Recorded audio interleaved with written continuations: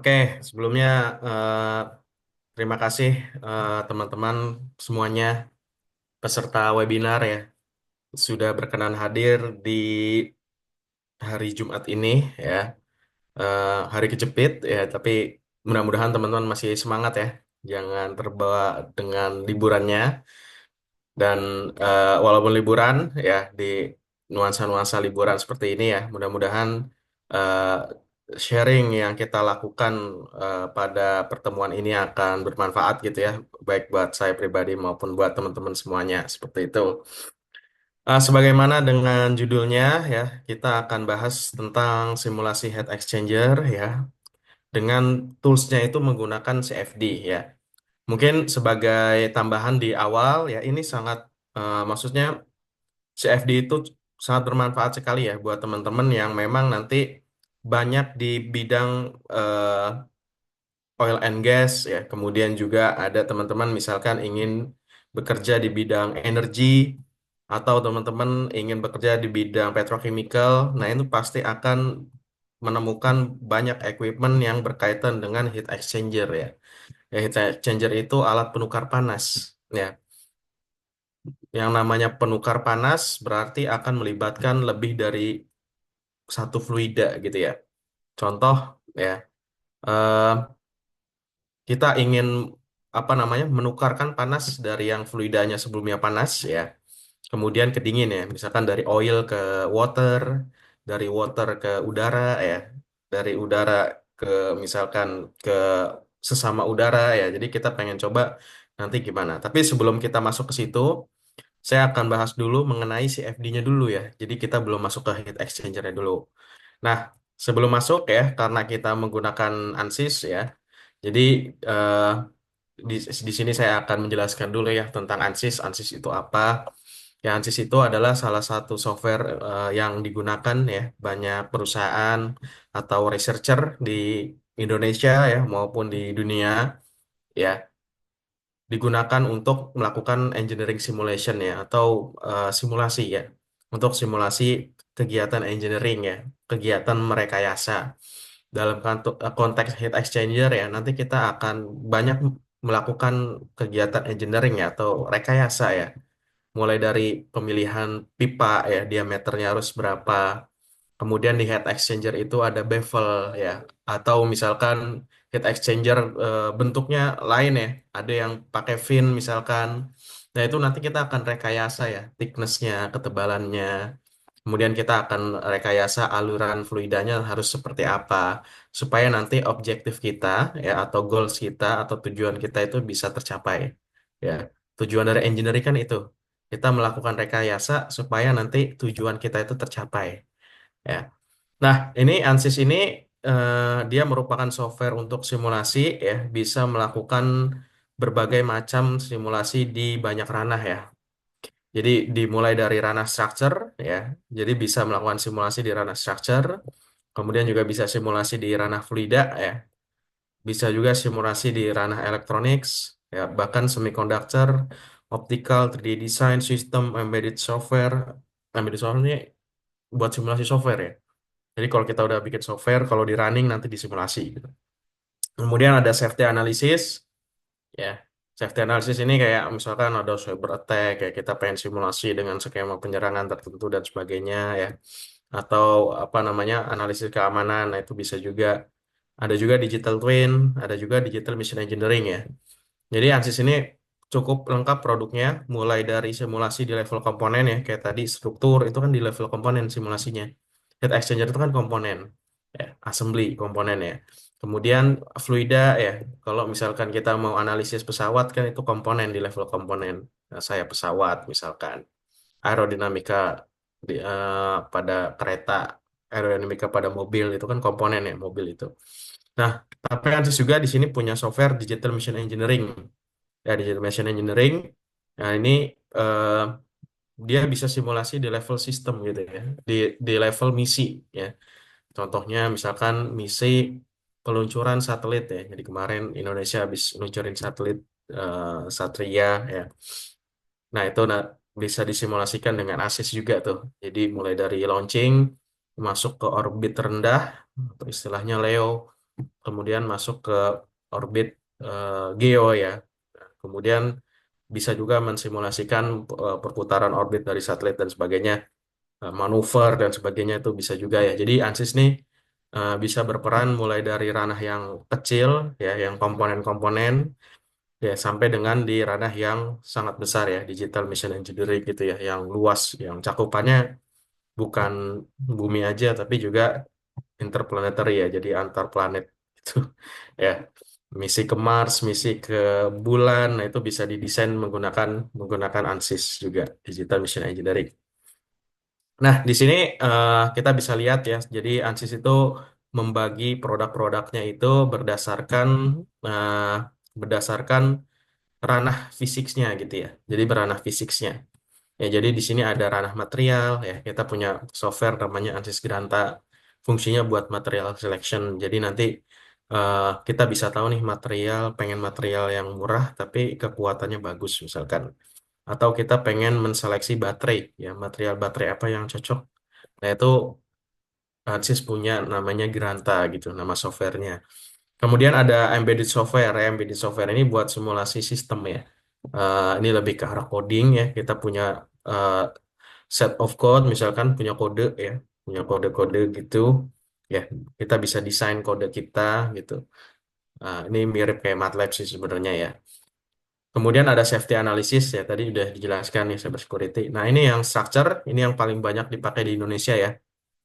Dan apa namanya? Buat yang mahasiswa sekarang udah mulai banyak requirement-requirement di perusahaan ya, itu harus bisa finite element analysis ya, harus bisa simulasi struktur misalkan, harus bisa simulasi statik, dinamik dan sebagainya ya. Nah, nanti biasanya eh, software yang digunakan itu ya kebanyakan itu ANSYS gitu ya. Jadi mulai dari ANSYS mechanical nih buat simulasi struktur, mulai dari statik, mulai dari dinamik ya, kemudian fatigue ya.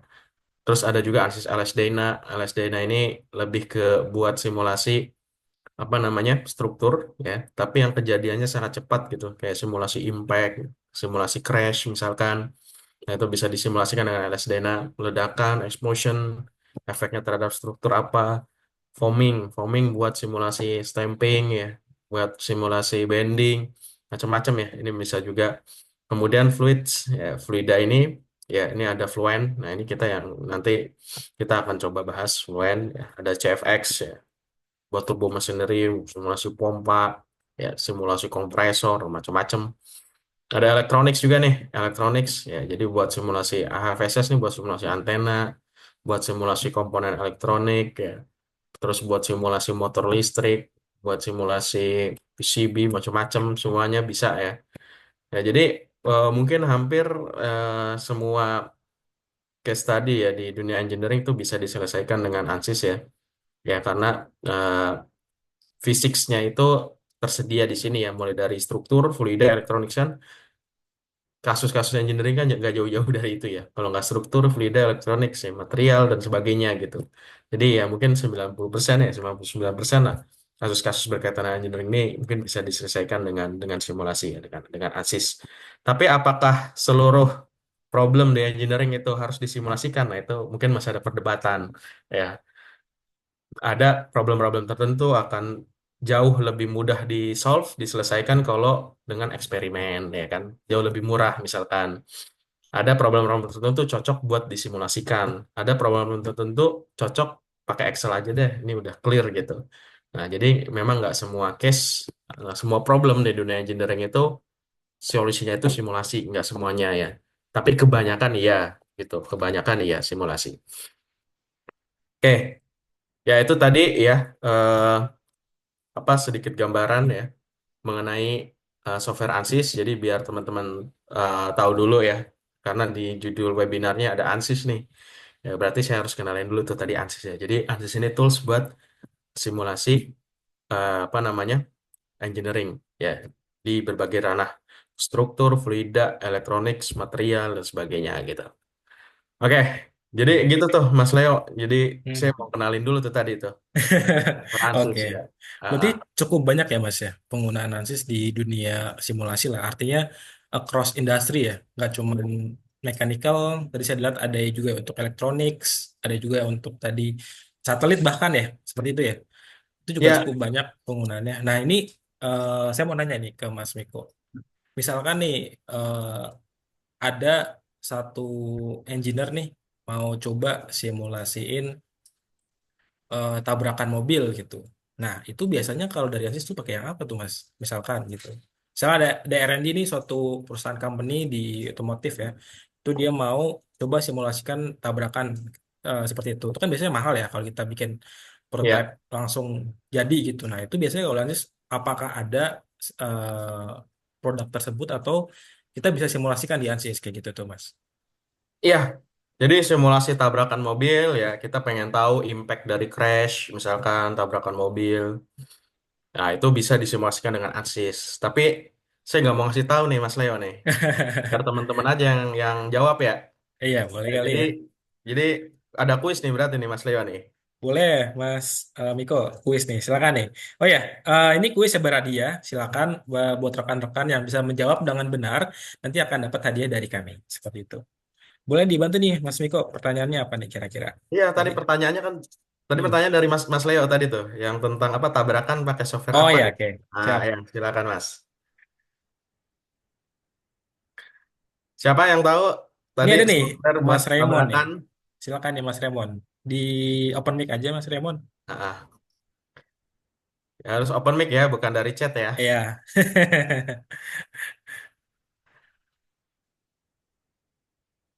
Ayo, Mas Raymond, silakan di open mic.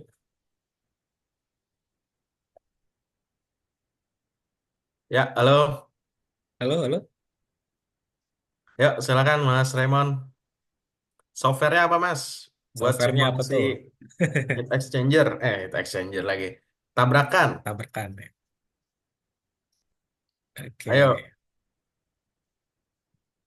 Ini ada. ayo. Hmm, Pokoknya yang duluan open mic ngomong ya. Nah, oke. belum ada nih. LS, Izin LS menjawab. Dina, LS Dina, Izin LS menjawab. Dina, Mas, Palestina. LS Dina. Jangan berebutan nih, siapa duluan nih? Jadi ini siapa tuh tadi suara siapa tadi nih? Ya, saya Maulana, Berebutan nih. Mas, Maulana, Maulana, LS Dina.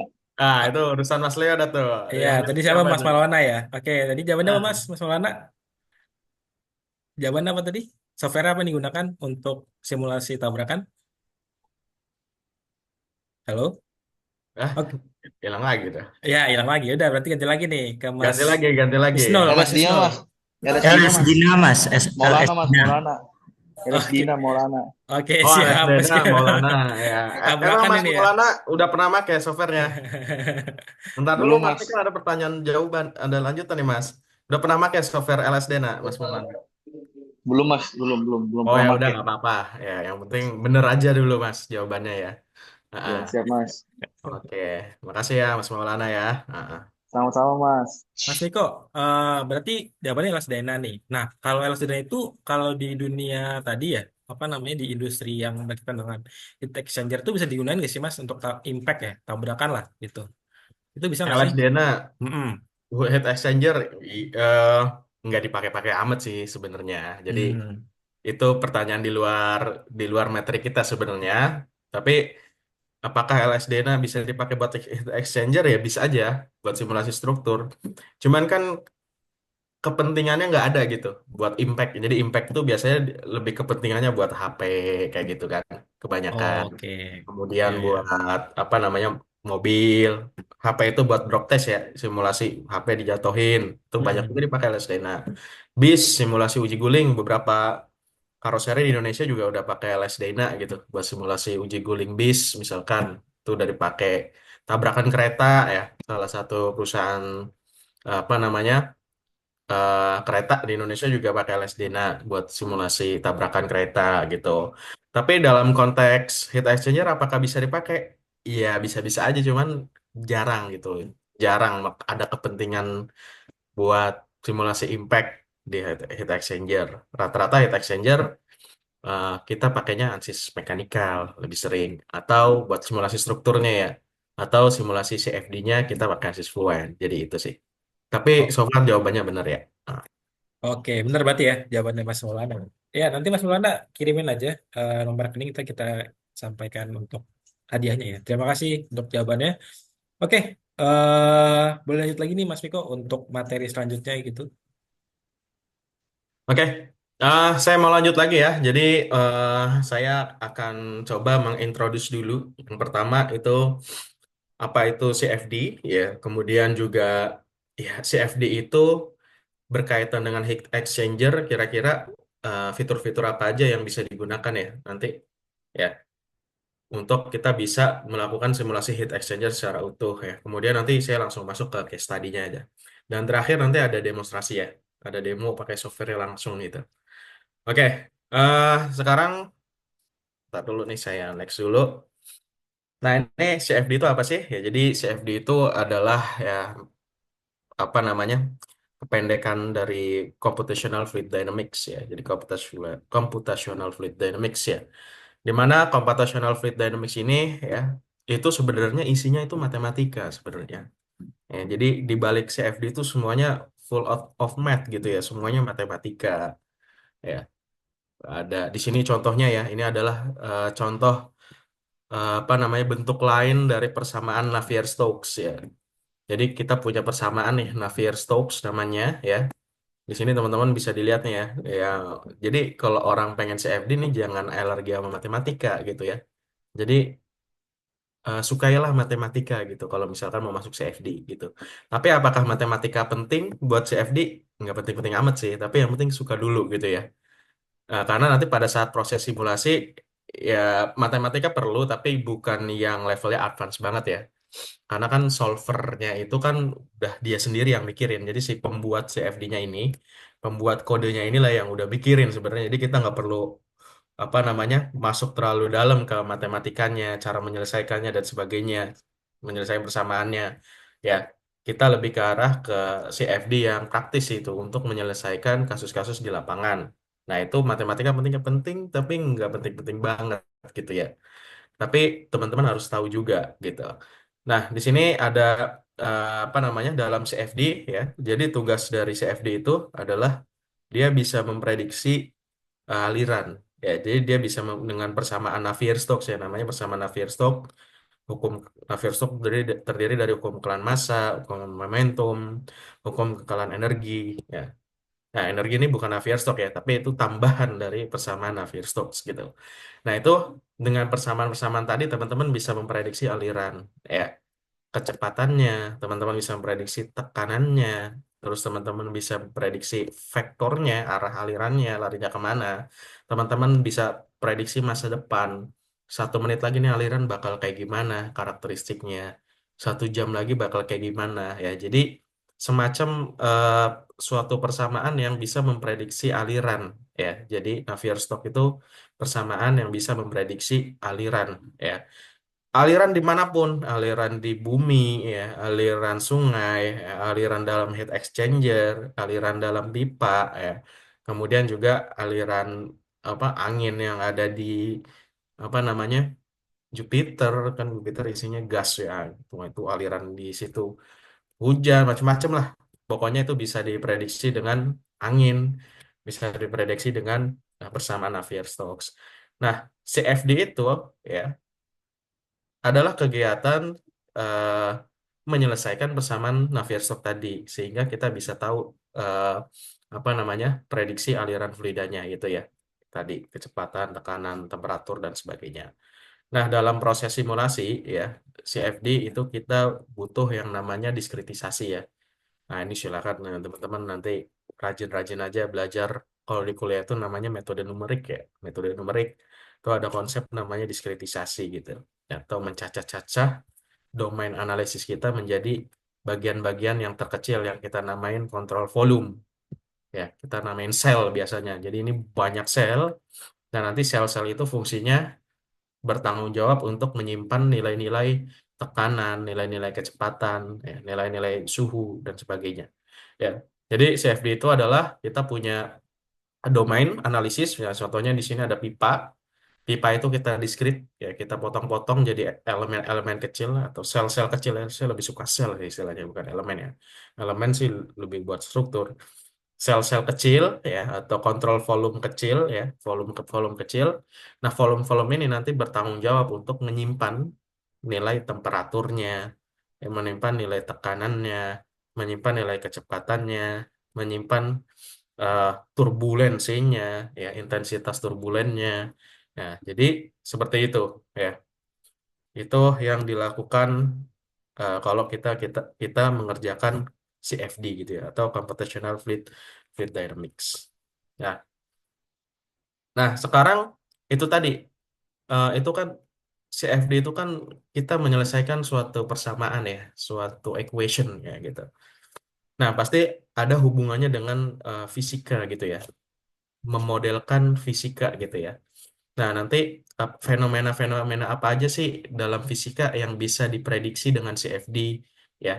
Nah, di sini ada banyak sebenarnya, tapi saya akan membahas 3 poin aja karena ini berkaitan dengan heat exchanger. Yang pertama ada turbulence ya. Yang pertama ada flow. Kalau flow kan udah pasti itu tadi ya, bisa memprediksi aliran bakal lari kemana, tekanannya kayak gimana, tekanannya gede apa enggak nih, ya kan? Kecepatannya kenceng apa enggak itu udah pasti bisa. Nah, tapi bisa juga kita memprediksi turbulence ya. Jadi dengan CFD kita bisa memprediksi turbulensinya. Nah, dalam kasus heat exchanger ya kan, ketika aliran memasuki heat exchanger ya, nah, nanti kita bisa lihat nanti heat exchanger. Itu nanti ada yang namanya turbulensi ya. Ada turbulensi di mana aliran itu akan berputar-putar ya, nggak stabil ya, random ya. Mulai dari putaran yang gede sampai putaran-putaran yang kecil, yaitu istilahnya turbulence. Nah, jadi fenomena turbulence itu nanti bisa kita modelkan ya, bisa kita prediksi menggunakan CFD. Kemudian juga heat transfer. Heat transfer ini adalah perpindahan panas.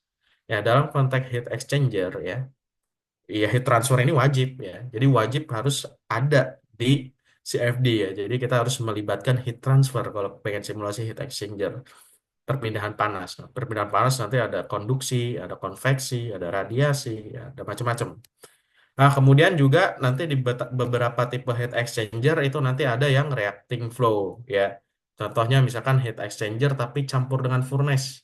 Ada cuk, kemudian di bawahnya ada furnace ya. Itu biasanya yang kerja di apa namanya, pembangkit listrik tuh, ya kan? Itu kan ada pembangkit listrik tenaga coal ya. Misalkan tenaga batu bara jadi bakar, terus pembakarannya itu panas, menghasilkan panas, akhirnya memanaskan tub ya.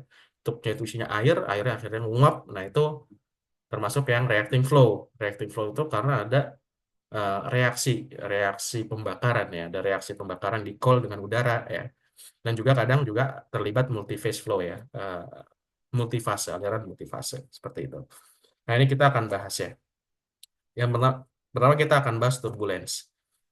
Ya, di ANSYS ya, kita bisa memodelkan turbulence ya dengan sangat komprehensif ya.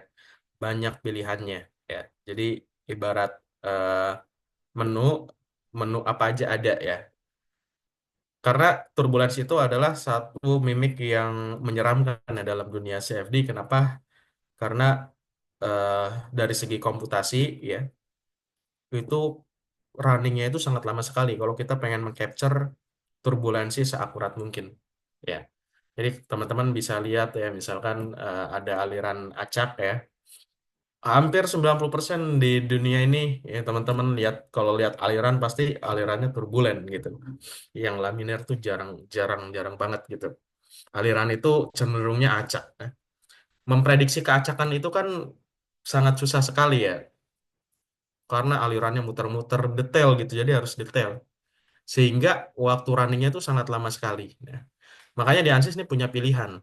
Ya, jadi ANSYS ini punya beberapa pilihan untuk masalah turbulence. Ya. Jadi ada yang kalau misalkan pengen runningnya itu cepat, ya cukup pakai satu persamaan aja. Jadi dengan satu persamaan kita bisa memprediksi fenomena turbulen gitu. Yaitu salah satunya modelnya Spalart-Allmaras ya. Spalart-Allmaras. Spalart-Allmaras ini turbulensi yang sering dipakai kebanyakan di rotating machinery ya, kayak pompa itu biasanya pakai Spalart-Allmaras tuh buat memprediksi fenomena turbulensnya. Kemudian biasa juga dipakai buat eh, external aerodynamics, jadi banyak juga dipakai di industri dirgantara. Kemudian ada juga two equation model. Jadi dia lebih kompleks kalau two equation model nih. Kita memprediksi fenomena turbulen tapi butuhnya dua persamaan. Jadi akurasinya lebih bagus lah. Ya, setidaknya lebih bagus gitu dari Spalart-Almaraz ya. Jadi ada detail-detail yang nanti bisa di-capture dengan two equation model. Nah, jadi butuh dua equation. Nah, nanti kita bisa milih nih kalau mau pakai two equation, nanti pakai K epsilon atau pakai K omega ya. Nanti kita bisa milih. Nanti K epsilon itu nanti cocok misalkan biasanya buat simulasi pembakaran, mixing yang ada di tengah. Itu kita pakainya model turbulence K epsilon. Nanti dipilih tuh K epsilon set. Nah, nanti kalau kita pilih K epsilon, si CFD itu pada saat running dia bisa memprediksi turbulensi di proses mixing misalkan. Nah, kemudian ada K omega. K omega ini kebanyakan dipakai untuk external aerodynamics ya, kayak termasuk di industri dirgantara ya, buat prediksi gaya angkat pesawat dan sebagainya ya. Dan K Omega SST ini nanti akan kita gunakan juga ya untuk simulasi heat exchanger ya, karena akurasinya cukup cukup cukup memuaskan ya K Omega SST ini buat memprediksi fenomena turbulen ya jika dibandingkan dengan eksperimen.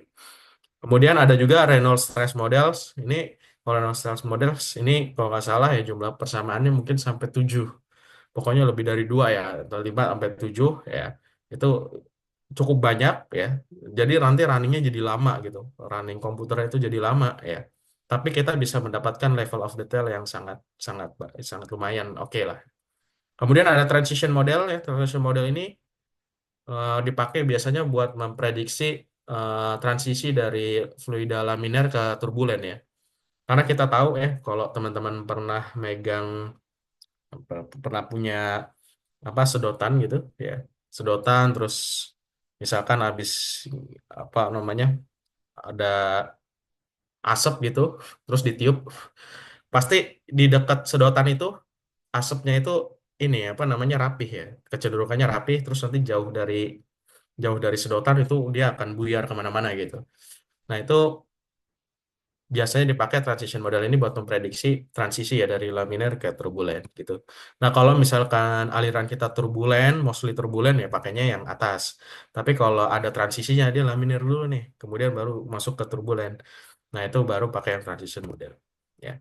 Nah, kemudian ada juga kayak model-model lain ya yang ini kalau kita gunakan ya itu runningnya akan lama sekali ya, kayak detach eddy simulation, rest eddy simulation. Nah, ini masuk ke dalam keluarga turbulen yang eh, akurasinya itu cukup cukup bagus lah, cukup bagus karena dia bisa dengan detail memperlihatkan nanti lingkaran-lingkaran turbulennya gitu ya. Jadi keacakannya itu nanti bisa divisualisasikan dengan mata. Gitu. Itu ya, jadi turbulence. Nah, makanya nanti kalau misalkan simulasi heat exchanger, teman-teman harus aware, harus melibatkan turbulensinya itu harus dilibatkan ya. Jadi harus dipilih nanti model turbulen apa yang mau digunakan gitu. Kalau pengen simulasi heat exchanger. Kenapa? Karena dalam heat exchanger kan ada baffle yang membuat alirannya jadi acak-acakan ya. Terus kecenderungannya Reynolds number-nya tinggi kalau gas misalkan. Ya. Nah, kemudian heat transfer ya. Jadi di ANSYS juga kita bisa memodelkan heat transfer ya. Heat transfer ini berguna yaitu tadi buat memodelkan perpindahan panas ya dari fluida dingin ke fluida panas ya, atau sebaliknya dari fluida panas ke fluida dingin ya.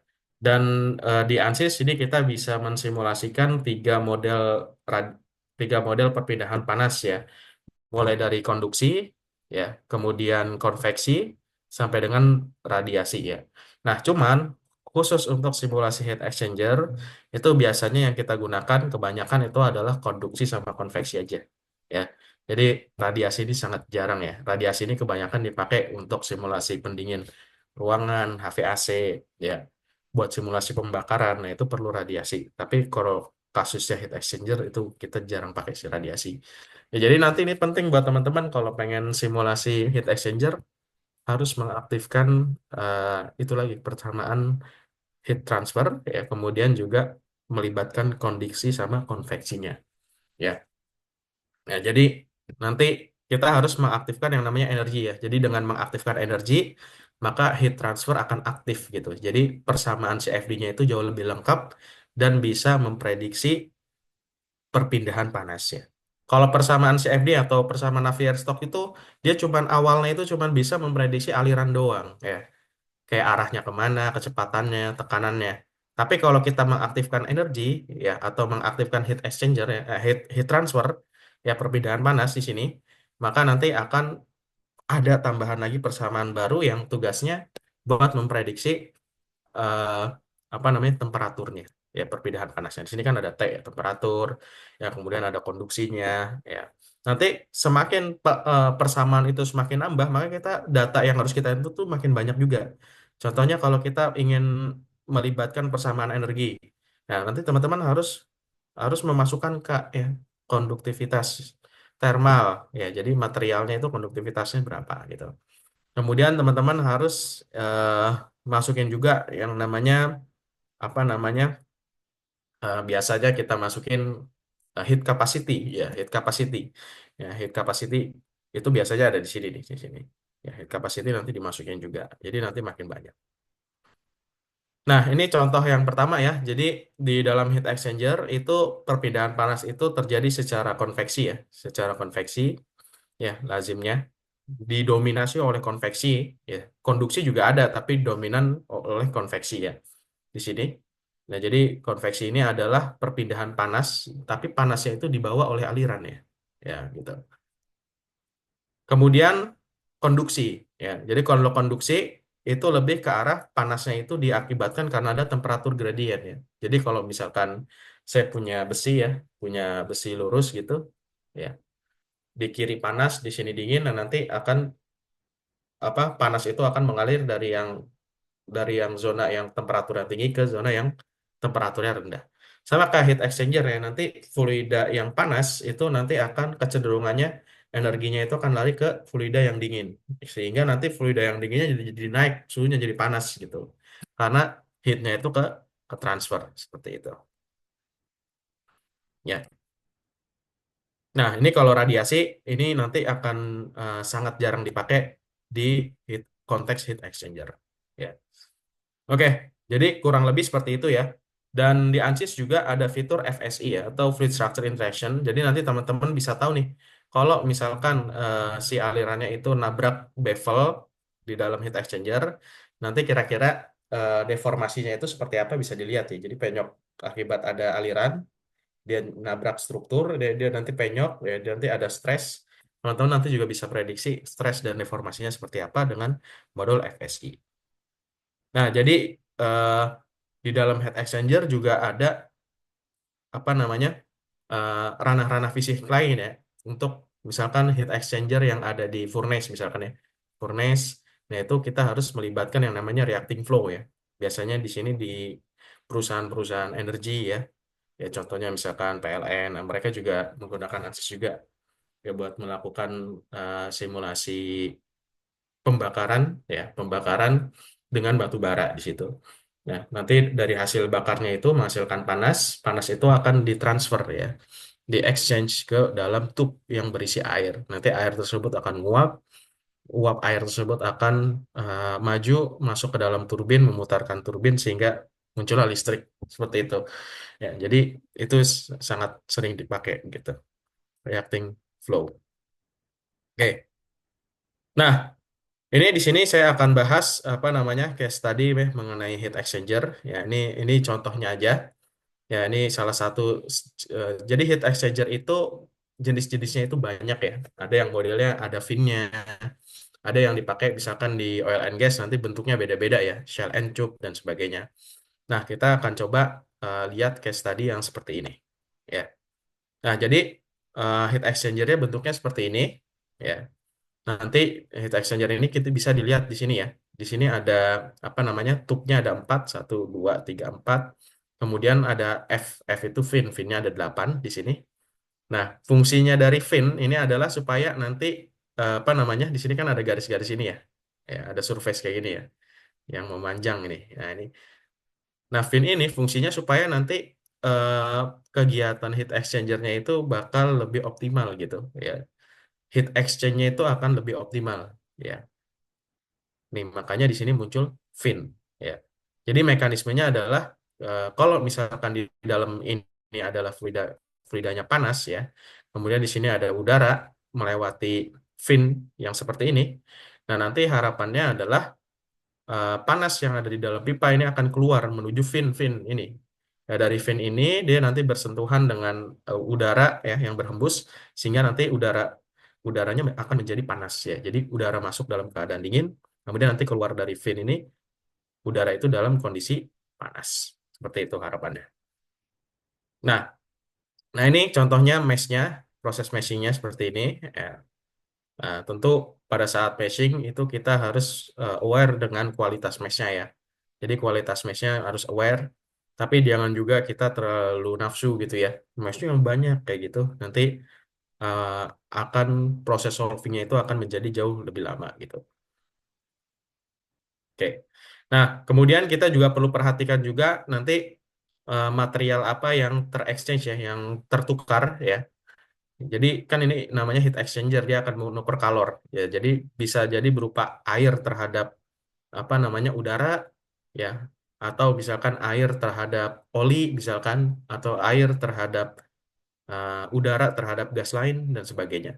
Nah, itu nanti kita perlu menyediakan parameter kayak densitas. Jadi teman-teman kalau mau simulasi heat exchanger, siapkanlah data-data ini ya, densitasnya, viskositasnya, heat capacity, dan conductivity.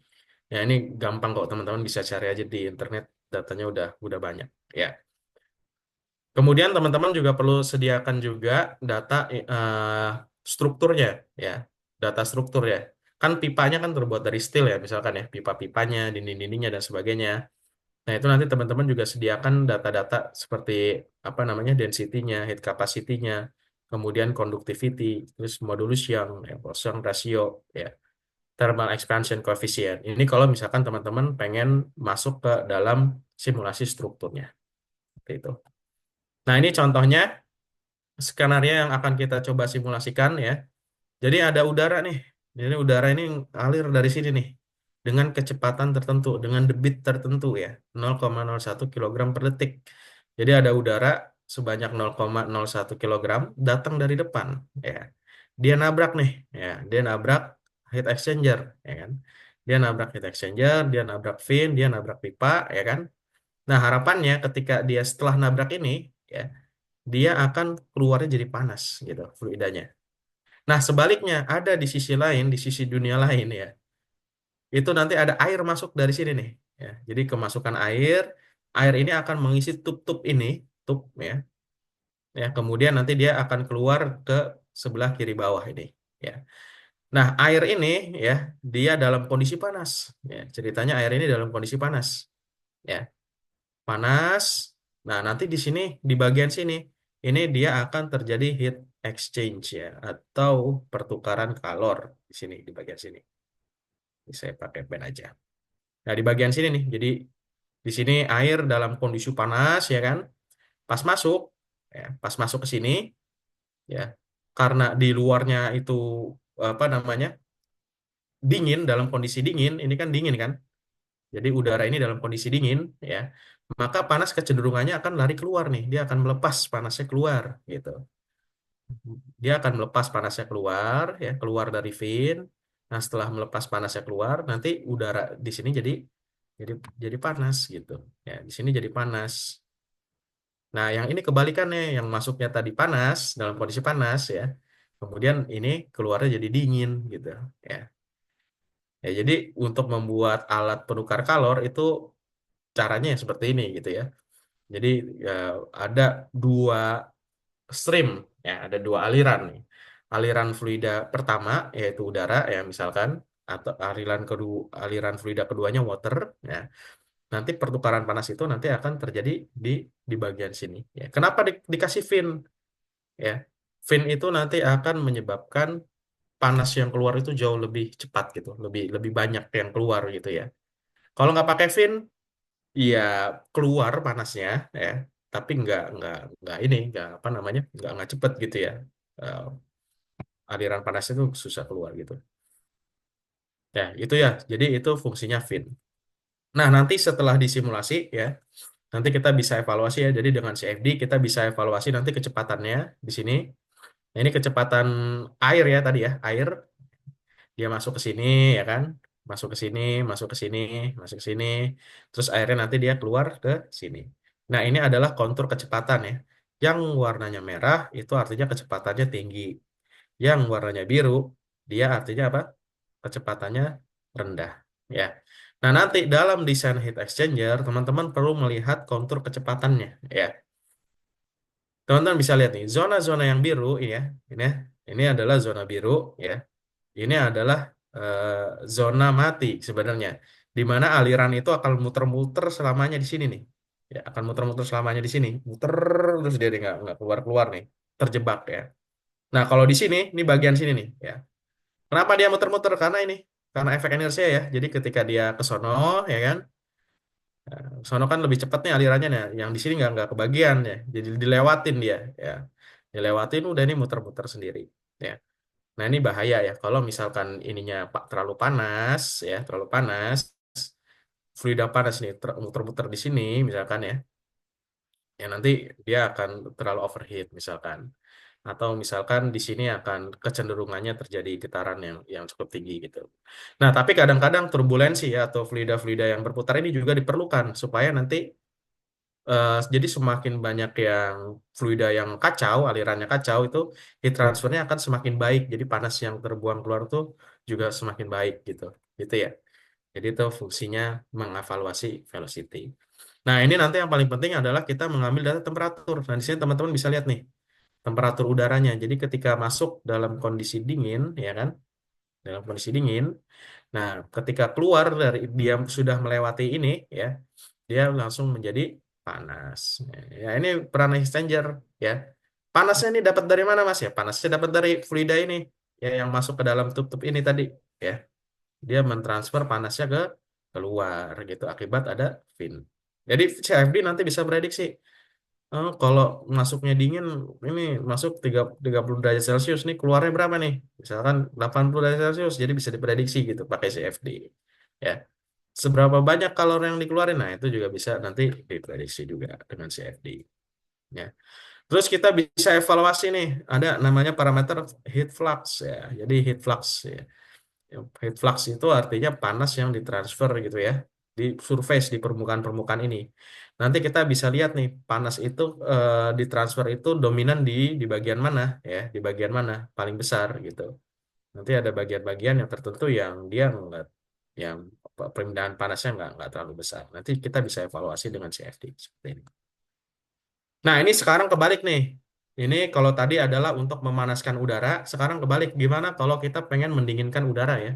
Jadi kalau misalkan kita punya udara masuk dari sini ya dalam kondisi dingin ya, dingin, terus kemudian ya apa namanya? Dia keluar supaya jadi panas ya. Nah, caranya gimana? Caranya ya berarti yang ini ya, fluida ini sorry kebalik ya. Sorry kebalik. Kita pengen yang bagian sini itu jadi ya, jadi masuk ini panas ya, jadi panas, masuk panas, kemudian keluar misalkan pengennya dingin gitu ya, ya dingin ya. Nah, maka caranya gimana? Supaya misalkan fluida nih awalnya masuknya panas, dingin. Caranya adalah kita tinggal masukin aja air ya, di sini masukin air tapi dalam kondisi dingin ya. Nanti otomatis dia panasnya itu akan terserap. Jadi panas yang dari sini itu akan masuk ke dalam. Ingat ya, panas itu akan mengalir dari suhu yang tinggi ke suhu yang rendah gitu. Jadi panasnya akan masuk ke dalam sehingga dia keluar dalam kondisi dingin gitu. Nah, seperti itu. Nah, cuman ya dalam tipe heat exchanger seperti ini ya, dalam tipe heat exchanger seperti ini ya, pendinginan ya. Jadi ini kan ada mendinginkan ya, mendinginkan. Jadi diharapkan dingin. Itu kadang terjadi yang namanya kondensasi ya. Jadi ada yang namanya kondensasi di bagian sini. Nih, biasanya teman-teman bisa lihat nih kalau misalkan teman-teman punya AC di rumah, itu kadang-kadang ada air, kebentuk air di bagian sini, di fin-finnya ini nih. Karena temperaturnya dingin ya kan. Jadi di fin-fin bagian sini nih, nanti kebentuk air, ya, kondensasi. Karena apa? Penyebabnya apa? Karena penurunan temperatur. ya. Sedangkan suhu lingkungan dew point-nya itu lebih tinggi, temperaturnya di bawah dew point. Ya, kemungkinan nanti di sini akan menjadi kondensasi air, muncul air. Nah, ini juga bisa diprediksi nanti dengan CFD. Jadi di CFD ini nanti punya modul buat memprediksi yang namanya film. Ya, ini film itu bukan film movie ya maksudnya ya. Jadi ada filmnya nanti di sini. Ada semacam eh, apa namanya liquid atau ya liquid yang terbentuk akibat kondensasi ya. Kayak kalau di AC kan kadang teman-teman tahu ada netes-netes tiba-tiba seperti itu. Nah, ini adalah contoh pendinginan. Jadi masuk dalam kondisi panas ya, keluar dia dalam kondisi dingin. Merah panas, hijau di sini temperaturnya lebih lebih rendah gitu.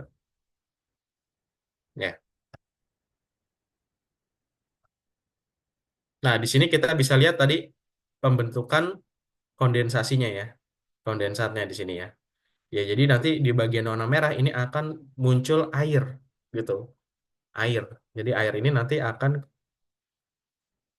menetes ke bawah gitu.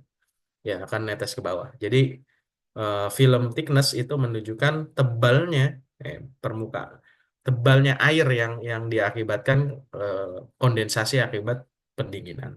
Seperti itu. Itu ya. Dan eh,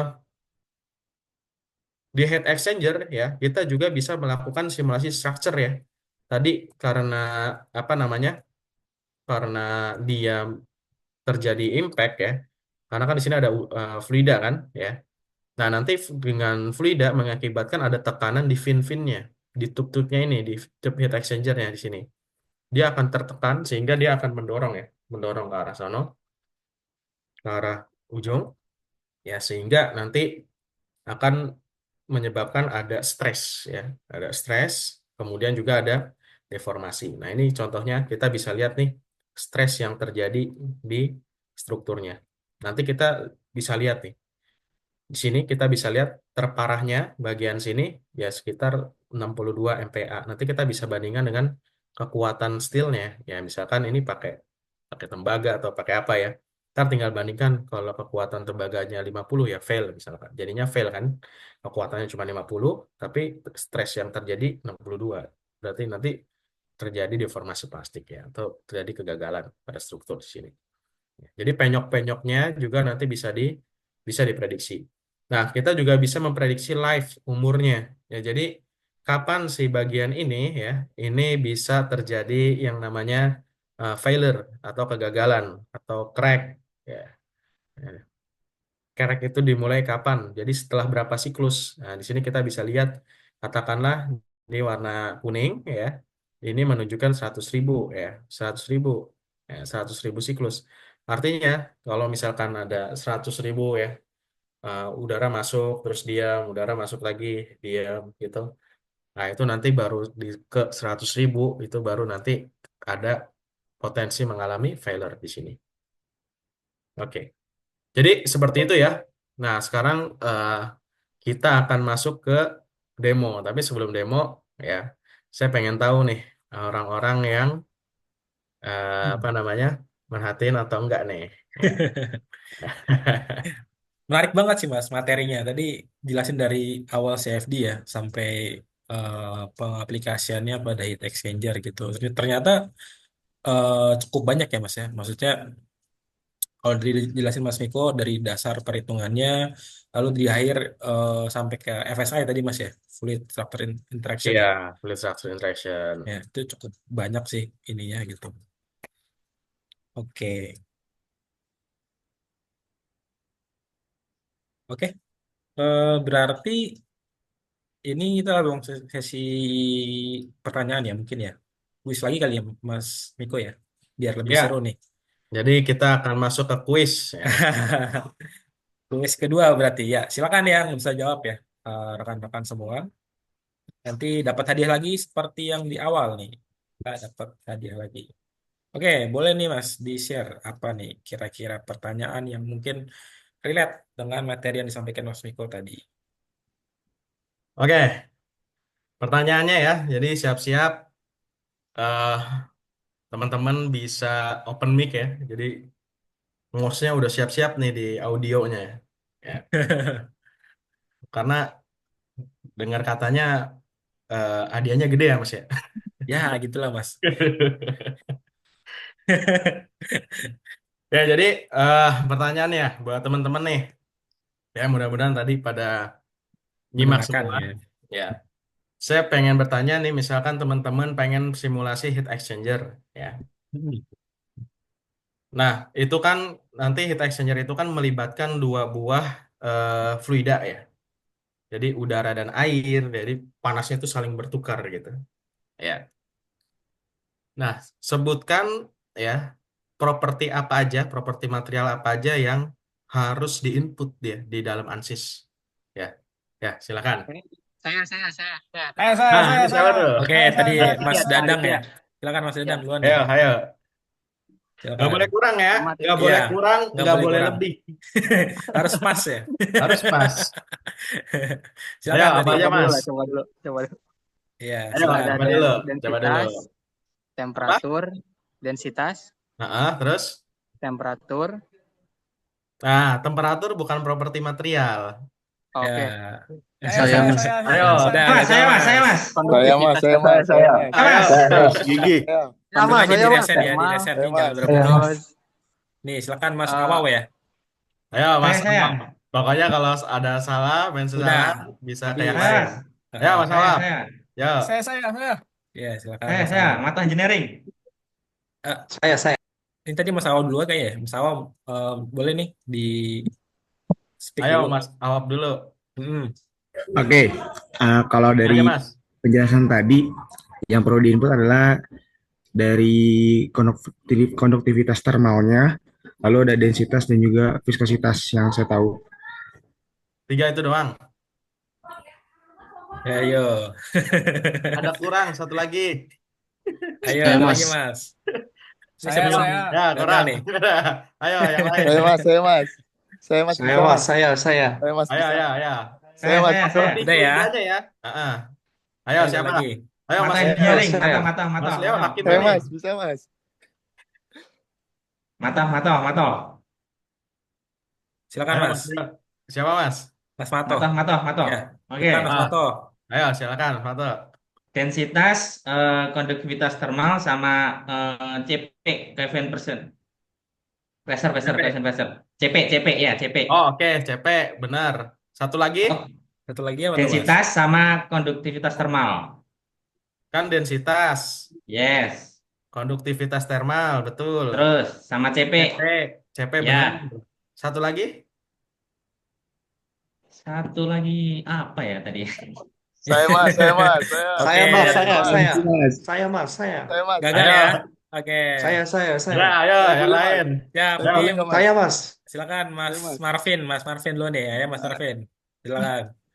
Yang pertama Eh, itu izin- densitas, Oke, terus viskositas, viskositas. Nah, ini tadi nih yang dilupain nih. Head. Oh iya, capacity. viskositas ya. head capacity, konduktivitas termal. Oke, betul. Benar. Oke, Iya. selamat buat Yeay. Mas. Oke, Marvin. silakan Mas Marvin. Nanti dapat Makasih, hadiah dari Mas. kita ya. Mau dulu Oke. siong. Oke, Oke. jadi cukup 4 itu aja ya.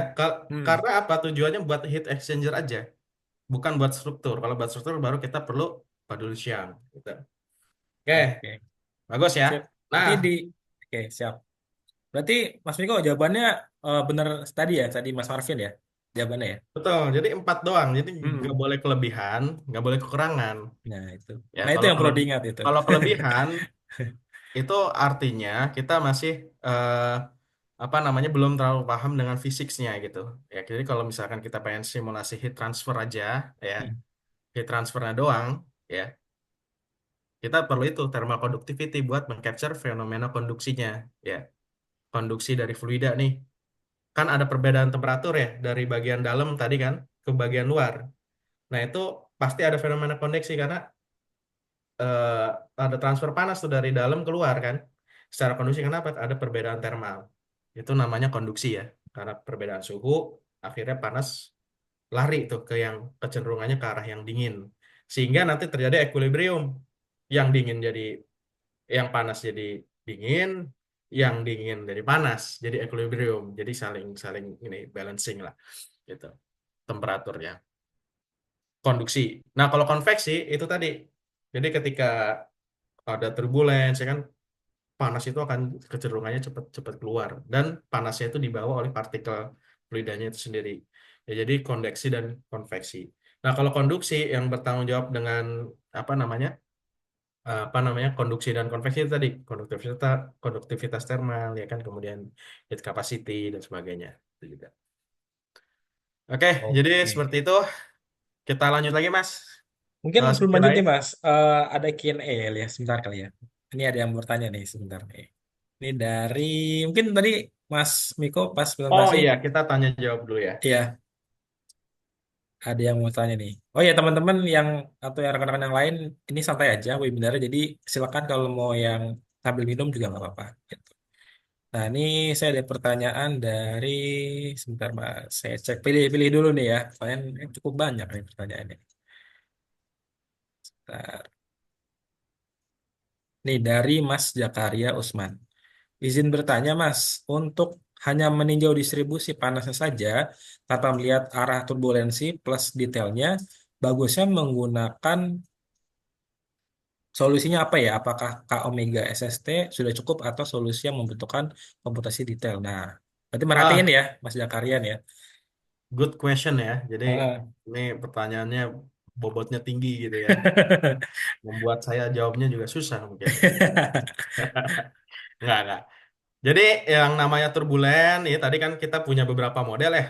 Ya, jadi kita punya beberapa model nih kalau turbulen. Kita pilih yang mana nih? Ya, pilihnya yang jadi model turbulen itu di ANSYS ya. Jadi kalau kita pilih makin ke bawah, ini akurasinya makin bagus. Ya, akurasi, saya nggak bilang akurasi, sih, tapi lebih bisa mengcapture fenomena lebih detail lah. Saya nggak bilang akurasi, salah. Saya koreksi. Lebih detail. Jadi kalau ada turbulen yang muter-muter ini, muter-muter itu kelihatan jelas gitu. Lingkaran-lingkarannya itu kelihatan jelas. Lingkaran yang gede jelas, yang kecil jelas gitu. Ya. Kalau semakin ke atas, semakin tidak detail ya. Jadi ini makin ke atas ini nggak detail, makin ke bawah ini turbulensinya akan tercapture makin sempurna lah, seperti itu levelnya. Nah, lalu pertimbangan kita itu apa buat memilih model turbulen yang cocok buat kita? Tadi katanya pengen simulasi untuk memprediksi temperatur aja, ya. Ya sebenarnya kan turbulen pun flow itu akan mempengaruhi temperatur sebenarnya ya. Karena ada di semakin turbulen, semakin bagus turbulensinya, ya, itu nanti akan perpindahan panasnya makin bagus. Itu nanti ada Nusselt number ya. Biasanya di heat exchanger teman-teman eh, belajar ya pas kuliah mekanika fluida gitu ya. Nah, eh, pertanyaannya kita apakah harus sedetail-detailnya Mas? Saya pengen Large Eddy Simulation nih, misalkan supaya turbulennya kelihatan muter-muternya. Ya boleh aja sih, tapi teman-teman yang skripsi atau yang lagi problem solving di perusahaan itu bisa-bisa kalau yang lagi skripsi ya nanti skripsinya bisa setahun mungkin nggak kelar-kelar juga gitu ya kalau misalkan pakai yang bawah gitu. Tapi kalau di yang apalagi teman-teman yang di perusahaan ya disuruh sama bosnya, tolong simulasiin ini pembakaran ini. Ini saya pengen tahu nih tuh posisi inletnya gimana, jumlah tubnya harus gimana, konfigurasi tubnya harus gimana ya kan. Nanti pembuangan panasnya jadinya seperti apa, pertukaran panasnya gitu kan. Kalau teman-teman pakai eddy simulation ini runningnya lama banget ya kan. Lama banget. Jadi, waduh, belum nggak praktis kalau di dunia industri karena industri kan menuntut kecepatan ya. Nah, makanya untuk industri dan ya boleh juga lah buat riset ya yang nggak advance gitu ya. Itu biasanya yang paling banyak dipakai itu ini nih ya. Jadi one equation atau two equation ini yang paling nggak terlalu lama runningnya. Jadi lebih murah secara komputasi itu lebih efisien ya. Jadi kalau bos kejar-kejar ya coba dong simulasiin heat exchanger besok tuh udah bisa jadi gitu. Sama kalau kalau yang teman-teman lagi penelitian, lagi skripsi, diminta dosennya atau ikut tesis atau disertasi gitu tentang heat exchanger gitu. Jangan pilih yang bawah ya. Jadi pilihnya yang one equation atau two equation. Yang hari ini ngerjain besok bisa kelar gitu. ya. Bahkan kalau udah pro nih, pagi ngerjain, sore udah kelar, kayak gitu, ya. Jadi pilihlah yang industrial. Jadi ini ya, ini adalah model tumbuhan yang industrial sesuai dengan tuntutan industri. Kenapa dikatakan industrial? Karena cepat. Karena industri itu nggak bisa lama-lama. Nah, kalau yang bagian bawah ini buat advance ya, advance research. Jadi riset yang advance ya, yang ini pakai komputer super power ya. Kalau teman-teman komputernya cuman Core i7, di CFD itu Core i7 itu termasuk yang rendah sebenarnya. Termasuk yang rendah ya. Jadi pakainya Core i9 atau misalkan pakai yang Xeon atau yang apa gitu kan. Jangan coba-coba ini gitu. Atau ada yang inisiatif ke dosennya, Pak, saya pengen pakai RCD gitu kan. Menawarkan diri. Jangan ya. Jadi pakailah model turbulen yang industrial, yang cepat ya. Akurasinya juga nggak buruk-buruk banget ya. Karena model-model ini pun sudah divalidasi dengan eksperimen dan oke-oke aja gitu, nggak terlalu jauh ya. Kalau misalkan di heat pada saat proses heat exchange, misalkan dia mengeluarkan kalor 5.000 joule per detik atau 5.000 watt, ntar pas diuji di lapangan, kalau pakai ini juga nggak jauh beda sih gitu ya, nilainya gitu ya. Jadi akurasinya juga udah bagus. Jadi jawabnya seperti itu ya. Lalu pakai yang mana nih dari keempat pilihan ini ya, Spark, Amara, Sky Epsilon, ke Omega. Nah, pilihlah yang ke Omega SST karena ini best practice sih. Jadi dia saking bagusnya, saking konsistennya hasilnya dengan eksperimen ya. Saya nggak bilang full bagus ya. Di beberapa case tadi juga akurasinya kurang bagus, tapi yang paling bagus ya itu ke Omega SST. Makanya di Ansys Fluent itu sekarang defaultnya pakai ke Omega SST, disarankan. Jadi teman-teman misalkan nih baru buka Fluent, itu defaultnya itu langsung ke Omega SST gitu. Jadi pakailah ke Omega SST ya kalau teman-teman eh, pengen simulasi gitu. Akurasinya udah lumayan bagus. Oke, cukup menjawab nih Mas Miko untuk pertanyaan tadi ya. Berarti memang eh, setiap equation tuh punya plus minusnya masing-masing ya Mas ya, di ANSYS gitu ya. Tergantung kita mau cepat atau ya mau lama gitu dalam penggunaannya gitu. Oke Mas, mungkin Satu lagi deh, pertanyaan satu lagi. satu lagi ya. Oke, ini saya coba cari nih. Ya, silakan nih yang punya pertanyaan interaktif, silakan di share di kolom komentar ya. Oh, itu ada pertanyaan gas buang industri. Gas buang industri. Boleh nih Mas, dibantu dijawab nih Mas. Nah, ini gas buang industri apakah menggunakan konveksi, konduksi, dan radiasi ya. Buat gas buang industri, kalau memang masuknya adalah plume, tahu plume kan ya? Plume itu kayak yang corong, yang biasa di industri-industri ada corong, gas sisa pembakaran atau sisa apa, dia dilepas ke atmosfer lepas dan sebagainya. Nah, itu kita harus melibatkan apa aja. Konduksi itu sangat minimum sebenarnya dalam kasus itu. Itu akan lebih banyak ke konveksi dan konveksinya pun didominasi oleh konveksi natural. Jadi secara fisik konveksi ya fenomena itu ya. Jadi konveksi, radiasi, radiasi nggak perlu-perlu banget ya. Ya walaupun di dunia nyata ada yang nama istilahnya scattering ya. Jadi si partikel panas itu meradiasikan panas ya dari partikel, tapi jumlahnya sangat-sangat dikit sekali gitu. Ya. Efeknya itu sangat kecil. Jadi paling dominan konveksi, tapi konduksinya juga harus dilibatkan juga. Jadi konduksi dan konveksi ya jawabannya. Konveksi dan konduksi ya, bukan konduksi dan konveksi. Jadi konveksinya lebih dominan ya, konduksinya nomor dua. Kecil. Oke, berarti udah semua yang terjawab ya. Mungkin ada yang belum terjawab, tapi nggak apa-apa. Mungkin ini sudah menyeluruh, Mas, atau sudah mengcover semua pertanyaan dari teman-teman semua nih yang udah join.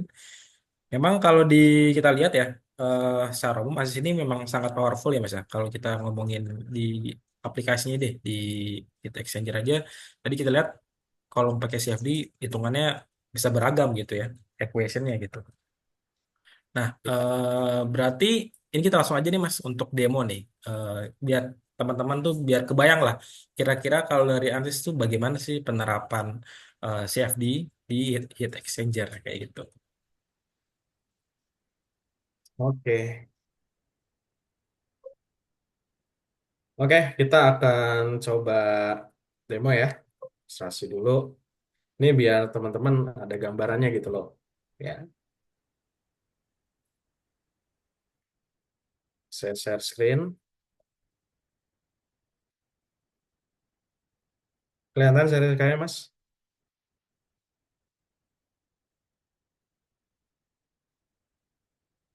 Halo, cek.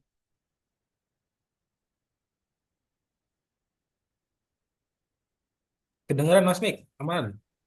Lanjut Oke, Mas. aman. Oke. Nah, ini saya simulasi bukan di Ansys Fluent ya. Ini namanya Ansys Discovery. Ini termasuk saya nggak bilang baru karena umurnya udah 5 tahun lebih, hampir 7 tahun lah sebenarnya. Ya, cuman Discovery ini enaknya apa? Jadi Discovery ini dia tools buat apa namanya, eh, buat eksplorasi desain ya. Jadi kita bisa desain desain heat exchanger di sini, tapi bisa juga disambi sambil simulasi gitu. Ya. Nah kalau software ANSYS kayak Fluent ya, itu biasanya dipakai terpisah. Jadi kalau gambar geometri di Space Clay misalkan atau mau gambar di SolidWorks ya boleh bebas teman-teman biasa pakai apa. Gambar modelnya itu pakai apa bebas. Terus nanti setelah itu meshing. Meshingnya nanti kan di aplikasi yang berbeda. Namanya ANSYS Meshing atau Fluent Meshing. Nanti baru masuk Fluent buat setup boundary-nya, model turbulence, kondisi inlet, kondisi outlet, dan sebagainya. Nah, tapi kalau di Discovery, ini udah bisa jadi satu gitu ya. Nah, tapi bukan berarti Discovery ini ada buat mengganti Fluent. Discovery ini buat simulasi-simulasi ringan. Ya, akurasinya nggak sebagus Fluent. Ya, nggak akurasinya nggak sebagus Ansys Fluent. Ini dipakai cuman buat ya simulasi-simulasi awal deh. Jadi sebelum masuk ke Ansys Fluent, kita masuk ke Discovery dulu buat kita tahu nih eh, apa namanya, kita punya gambaran secara kualitatif ya, bukan kuantitatif. Kalau kuantitatif kan akurasinya tinggi ya, ya mengejar akurasi. Tapi kalau ini kita akan melihat kualitatif gitu. Nah di Ansys Discovery ini bisa teman-teman bisa pakai buat silahkan yang student. Jadi Ansys itu termasuk software yang baik hati ya kepada akademik gitu dibandingkan dengan yang lainnya. Kenapa? Karena limitasinya itu besar gitu. Buat CFD aja bisa 1 juta mesnya, ya 1 juta lebih. Eh di bawah 1 juta, tapi 1 juta aja itu udah banyak gitu. Jadi free bisa diakses. Nah kalau untuk Discovery juga free juga. Jadi teman-teman bisa langsung aja apa namanya akses di Ansys Student softwarenya. Ketik aja di Google Ansys Student, download, install, free, gratis. Tapi ingat ya, bukan buat project komersil, tapi buat belajar, buat kebutuhan belajar aja di kampus misalkan. Nah ini namanya Ansys Discovery, teman-teman searching aja Ansys Discovery Student gitu kan. Nah ini nanti teman-teman bisa gambar di sini ya. Saya pengen gambar misalkan, gambar lingkaran. Saya mau bikin di sini deh, apa namanya, heat exchanger-nya saya bikin di sini. Ini saya nggak, ini aja ya, ini buat buat gambaran aja. Jadi ini teman-teman nanti bisa gambar di sini. Nah, misalkan saya mau bikin heat exchanger ya. Bikin heat exchanger. Ini coba saya bikin deh. Ini ya ini ada ada apa namanya? Ada thickness-nya. Ya, terus saya bikin tube-tubnya dulu ya. Ini saya mau bikin tube-tubnya dulu di sini.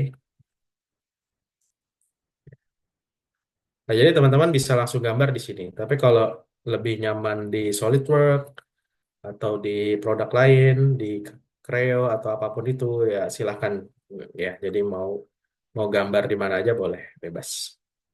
Ya, tuh. Ya, jadi eh, ini pun bisa dipakai buat kita menggambar gitu ya, buat kita menggambar. Ya, ini contohnya ya, saya pengen bikin tube dulu ya, biar teman-teman nanti di sini apa namanya ada gambaran lah. Iya, di industri sih sebenarnya tube-nya itu banyak, nggak segini ya. Ini saya cuma buat contoh doang ya, ke teman-teman ya. Tube-nya itu bisa ratusan sampai ribuan jumlahnya. Ya. Nih, saya coba segini aja deh ya. Segini ya. Terus ini saya manipulasi. Ini gambarnya beda ya. Jadi teman-teman yang biasa pakai SolidWorks terus pindah ke Ansys Discovery ini buat gambar sekaligus simulasi ya. Biasanya agak keram gitu kalau pertama kali pakai gitu ya. Keramnya kenapa ya? Karena penyesuaian software ini beda. Discovery ini pakainya model ini, direct modeling kayak gini ya. Jadi nggak ada histori di sini. Ini nggak ada nih, ya, habis nge-extrude, habis apa, nggak ada. Ya ini istilahnya adalah direct modeling. Jadi menggambar secara langsung gitu ya. Ini saya bikin dulu ya heat exchanger-nya. Ini saya apa namanya? Up to sini. Oke. Set. Salah, salah. So, saya move dulu deh.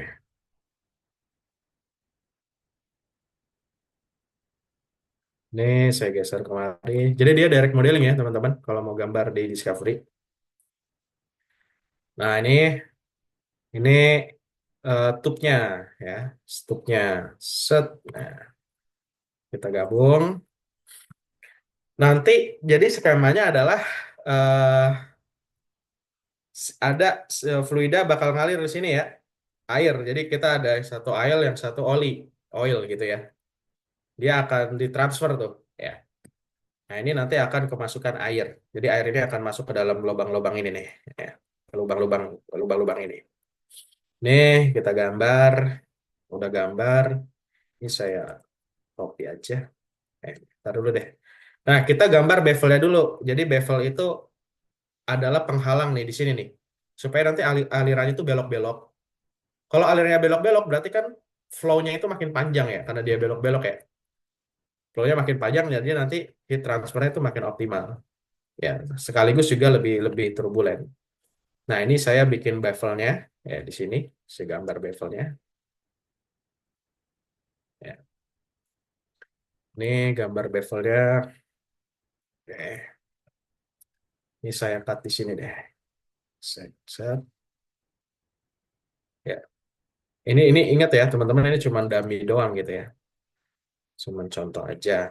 Aslinya itu jumlahnya sangat banyak sekali tube-nya. Cuma contoh aja. Ya, biar teman-teman tahu ininya, workflow-nya lah. Ya. Nah, ini ada fitur buat imprint. Ya. Ini, ya. Ini jadi enak nih buat apa namanya. Set. Ya, jadi ini konsep menggambarnya beda ya dengan SolidWorks. Nah, ini set. Nah, ini bevelnya nih. Ya. Ini bevel, ini saya copy aja deh. Kemarin nih. Set. Nah, terus saya mau bikin di tengah juga nih, tapi yang kebalikan. Di tengah. Nah, ini namanya bevel ya, teman-teman.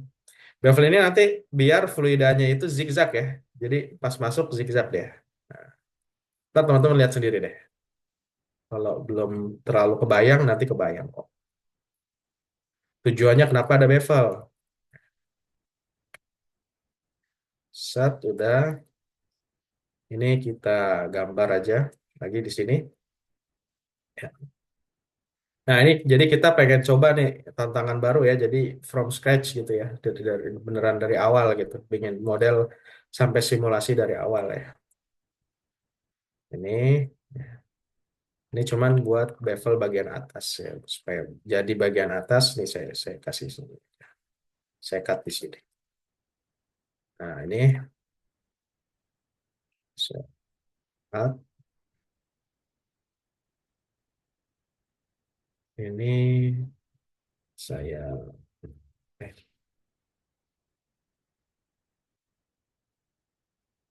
add others. Ini saya imprint. Buat saya ambil polanya. Sip.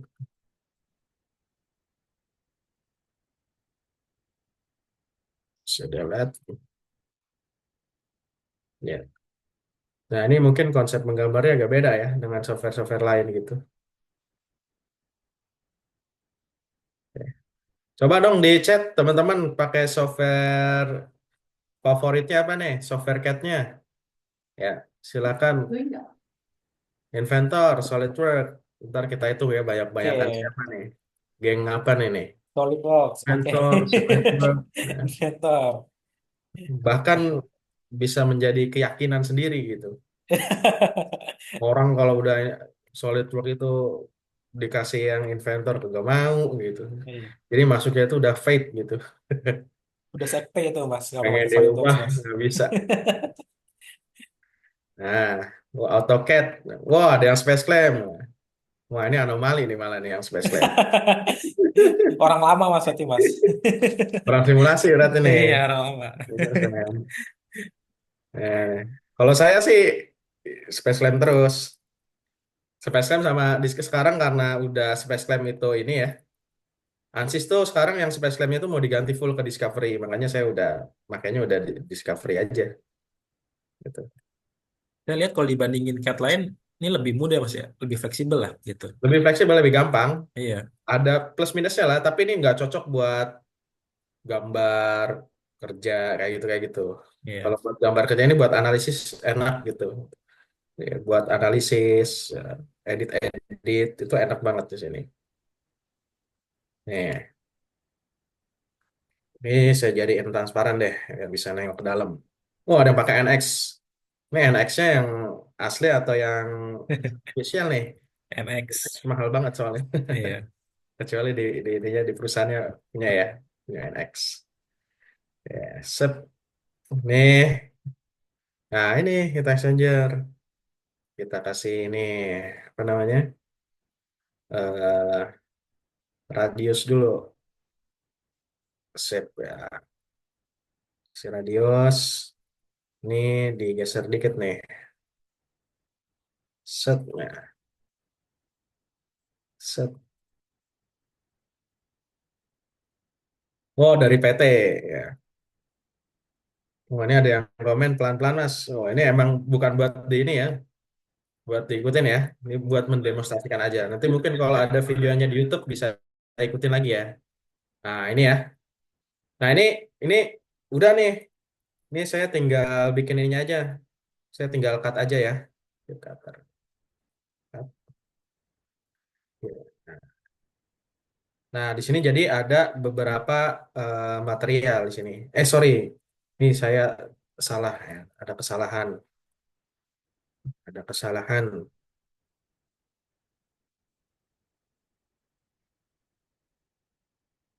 Nah, ini udah.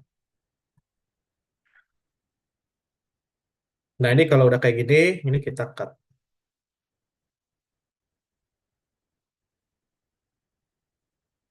Ini kita cut, kita cut. Nah, ini kita jadi punya, sorry, salah-salah. Ntar dulu ya. Nah, ini kita jadi punya 3 domain ya. Jadi domainnya si ini, ya, domain satu, domain dua nih. Kalau kalau teman-teman lihat nih ya, nih, ini adalah, nah ini domain pertama nih.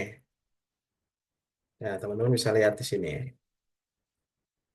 Nah, ini kita kasih, ini adalah zona buat si air. Ya, ceritanya, bukan, iya air.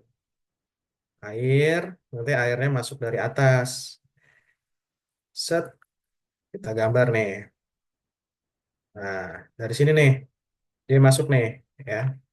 Dia masuk dari sini,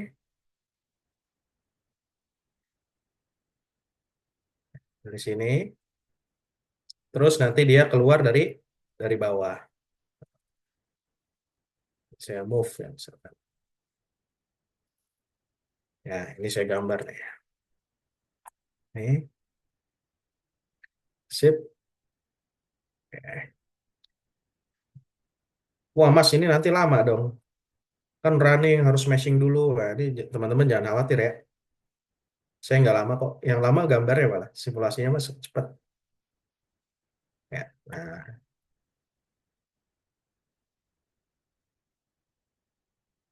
Ini ada yang dari Pak Mato ya. Mas, dicepetin aja waktu runningnya nggak cukup. Waduh, cukup kok ya, cukup kok. Ntar teman-teman lihat aja nih, runningnya cepat. Kalau pakai Discovery, runningnya nggak lama, cepat.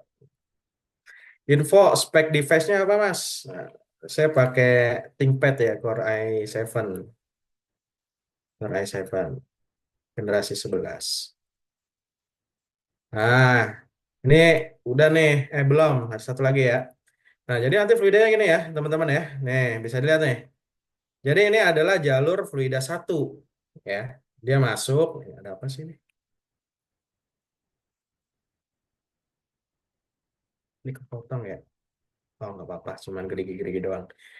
Nah, ini teman-teman bisa lihat nih. Jadi fluida mas 1 nih alurnya kayak gini nih. Masuk, terus dia keluar ya. Masuk dari atas, keluar dari bawah. Kayak gitu ya. Ini alurnya ya. Nah, terus fluida 2 ini dia kayak gini. Fluida 2 itu jalurnya kayak gini. Ya. Ini fluida 2. Ya, jadi fluida 2 jalurnya kayak gini.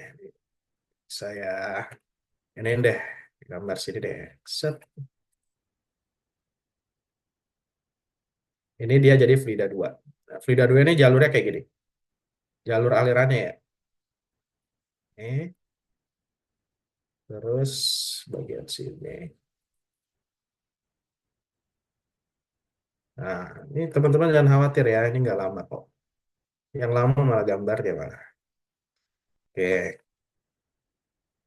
Nih, saya pull ya. Tuh, sini. Sip. Nih.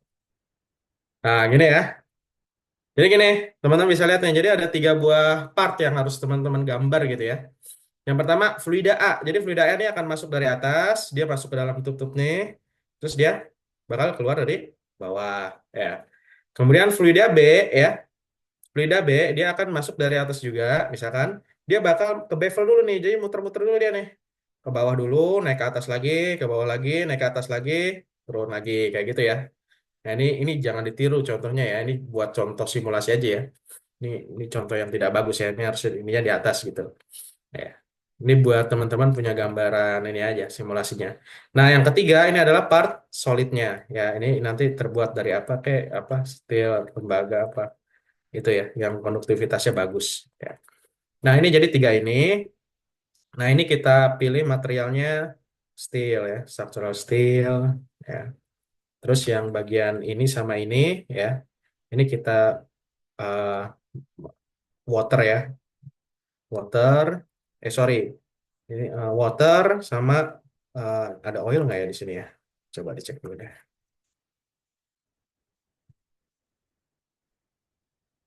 Oh, di sini nggak ada oil. Jadi kita pakai water aja ya. Jadi water dingin sama water water panas ya. Water dingin sama water panas. Udah nih. Jadi teman-teman cukup kayak gini aja ya. Gambarnya kayak gini. Jangan lupa di save. Saya save dulu. Takut hilang. Coba simulasi gitu ya. Mas, kalau untuk simulasi gini tuh yang dipakai core Intelnya atau GPU. Nah, ini kalau Discovery ini pakai GPU ya. Jadi bocoran nih buat teman-teman kalau pakai Discovery harusnya ngacir ya, nggak perlu meshing, nggak perlu macam-macam. Oke. Nah ini teman-teman kalau udah tinggal masukin aja. Ini saya pengen fluida dingin, ini fluida panas ya. Jadi ini saya masukin fluida ya, fluida masuk ya. Kecepatannya 1 kg/detik aja, biarin ya, masuk ya. Terus yang ini juga ada fluida yang sama masuk ya. Jadi fluida fluida yang ini dia bakal keluar dari sini. Kalau yang ini dia bakal masuk dulu ke tube terus keluar dari sini. Ya ini juga anggap aja sama ya. Ya. Kemudian ini fluidanya nanti akan keluar dari sini. Dari lubang ini. Bagian bawah sini ya. Ini kita jadikan dia sebagai outlet. Ini kita jadikan dia sebagai outlet. Nah, udah gini doang settingannya. Tapi ini belum lama panas ya. Nah, ini kita baru masukin nih panasnya nih. Ini kan fluidanya panas, ya kan? fluidanya panas. Jadi ini kita masukin aja, ini contohnya aja ya, walaupun di temperatur 100 derajat sih udah pasti mendidih kan, air kan, tapi nggak apa-apa. Ini buat contoh aja. Ini fluida panas. Nah, di sini fluida dingin nih. Ya, ini fluida dingin ya. Nih, ini kita kasih ini fluida dingin. Ya, fluida dinginnya 10 ya. 10 derajat misalkan. Contoh aja. Jadi fluida panas, dia bakal masuk ke dalam tube, dia bakal keluar. Harusnya nanti yang panas pas keluar jadi dingin. Yang dingin, ini dingin 10 derajat, ini pas keluar ini jadi panas gitu ya. Udah. Jadi gitu doang ya. Kalau udah, sekarang kita tinggal klik play button ya di sini ya. Ya, jadi discovery itu istilahnya bukan simulation button gitu run gitu. Jadi play button ini jadi kayak no, langsung keluar kan hasilnya kan. Nggak perlu meshing. Waktu runningnya nggak lama ya. Jadi tadi dari Mas Mato ini runningnya takut nggak cukup Mas. Oh ternyata cukup. Langsung keluar. Malah lama ininya aja gitu kan. Nah, ini udah keluar nih hasilnya. Oh, teman-teman udah bisa lihat kan? Nah, hasilnya no. Sip. Nah, jadi ada dua fluida nih. Ya, ada dua fluida. Ini fluida A. Dia dari sini, ya kan? Dari sini masuk ke dalam tube tuh. Tube keluar ke bawah. Fluida B, ya. Dia harus berjuang dulu melawan bevel ya. Baru dia keluar, ya. Nah, ini teman-teman bisa lihat di sini. eh potongannya, ya. Potongannya nih. Nah, gimana nih? Nah, ini teman-teman bisa lihat tuh. Ya, jadi alirannya jadinya kayak gini. Oh, dia nih masuk tube ke dalam ya, nembus gitu. Nah, terus ini teman-teman bisa lihat nanti ini temperaturnya nih. Sip. Nah, temperatur. Apakah terjadi heat exchanger apa tidak? Teman-teman bisa lihat sendiri. Apakah terjadi heat exchanger apa tidak di sini. Nah, teman-teman bisa lihat ya. Ternyata di sini terjadi heat exchanger. Kalau saya kata ya. Nah, 0. Sini sip. Nah, di sini ada heat exchange, ya, perpindahan panas. Ya. Nah, di sini ada perpindahan panas nih. Nah, ini paling enak sih dilihatnya dari sini. Nah, dari sini nih. Ini ada animasinya nih, enak nih.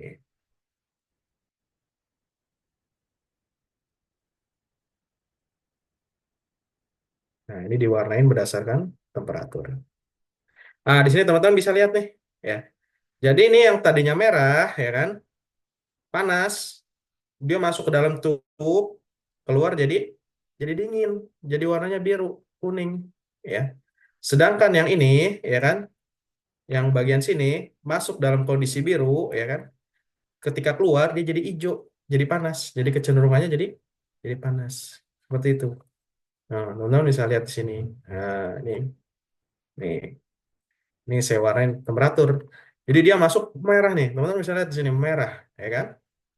Masuk tiba-tiba keluar jadi dingin, jadi kuning gitu ya. 100 turun jadi sekitar 70, ya kan? Yang dingin, yang biru, ya, dia muter-muter dulu, ya kan? Keluar jadi panas, ya. Yang biru dia naik nih temperaturnya jadi 10, jadi sekitar biru muda jadi 40. Nah, ini terjadi heat exchanger. Jadi di discovery teman-teman bisa langsung prediksi secara ini. Teman-teman kalau ngerjain di Fluent pakai hashing, ya saya yakin sehari juga nggak kelar sih, 2 hari mungkin baru kelar ya buat kayak gini. Ya, nah gitu ya. Ini kita bisa lihat ininya dan visualisasinya cenderung menarik juga. Nah, kenapa kok bisa runningnya cepet banget ya? Karena ini runningnya di GPU. Makanya saya pede gambar dari awal nih. Ya, kalau saya demoin Fluent mungkin agak lama. Tapi kalau karena Discovery saya pede gambar dari awal sampai simulasi selesai gitu. Nah, terus Mas kalau udah simulasi masa cuma pengen lihat kayak gitu doang, kualitatifnya aja. Nah, kita bisa ambil data kuantitatifnya nih. Caranya gimana? Caranya tinggal ini aja nih. ambil ke sini. Kita kan pengen tahu nih, yang tadinya biru masuk ke sini, biru kan dingin, keluar kan jadi panas. Nah, ini panasnya seberapa panas jadinya nih. Ya, temperatur keluarnya jadi berapa? Nah, ini kita bisa cek temperaturnya. Temperatur di sini nih, yang udah kondisi keluar. Wah, ternyata temperaturnya 41.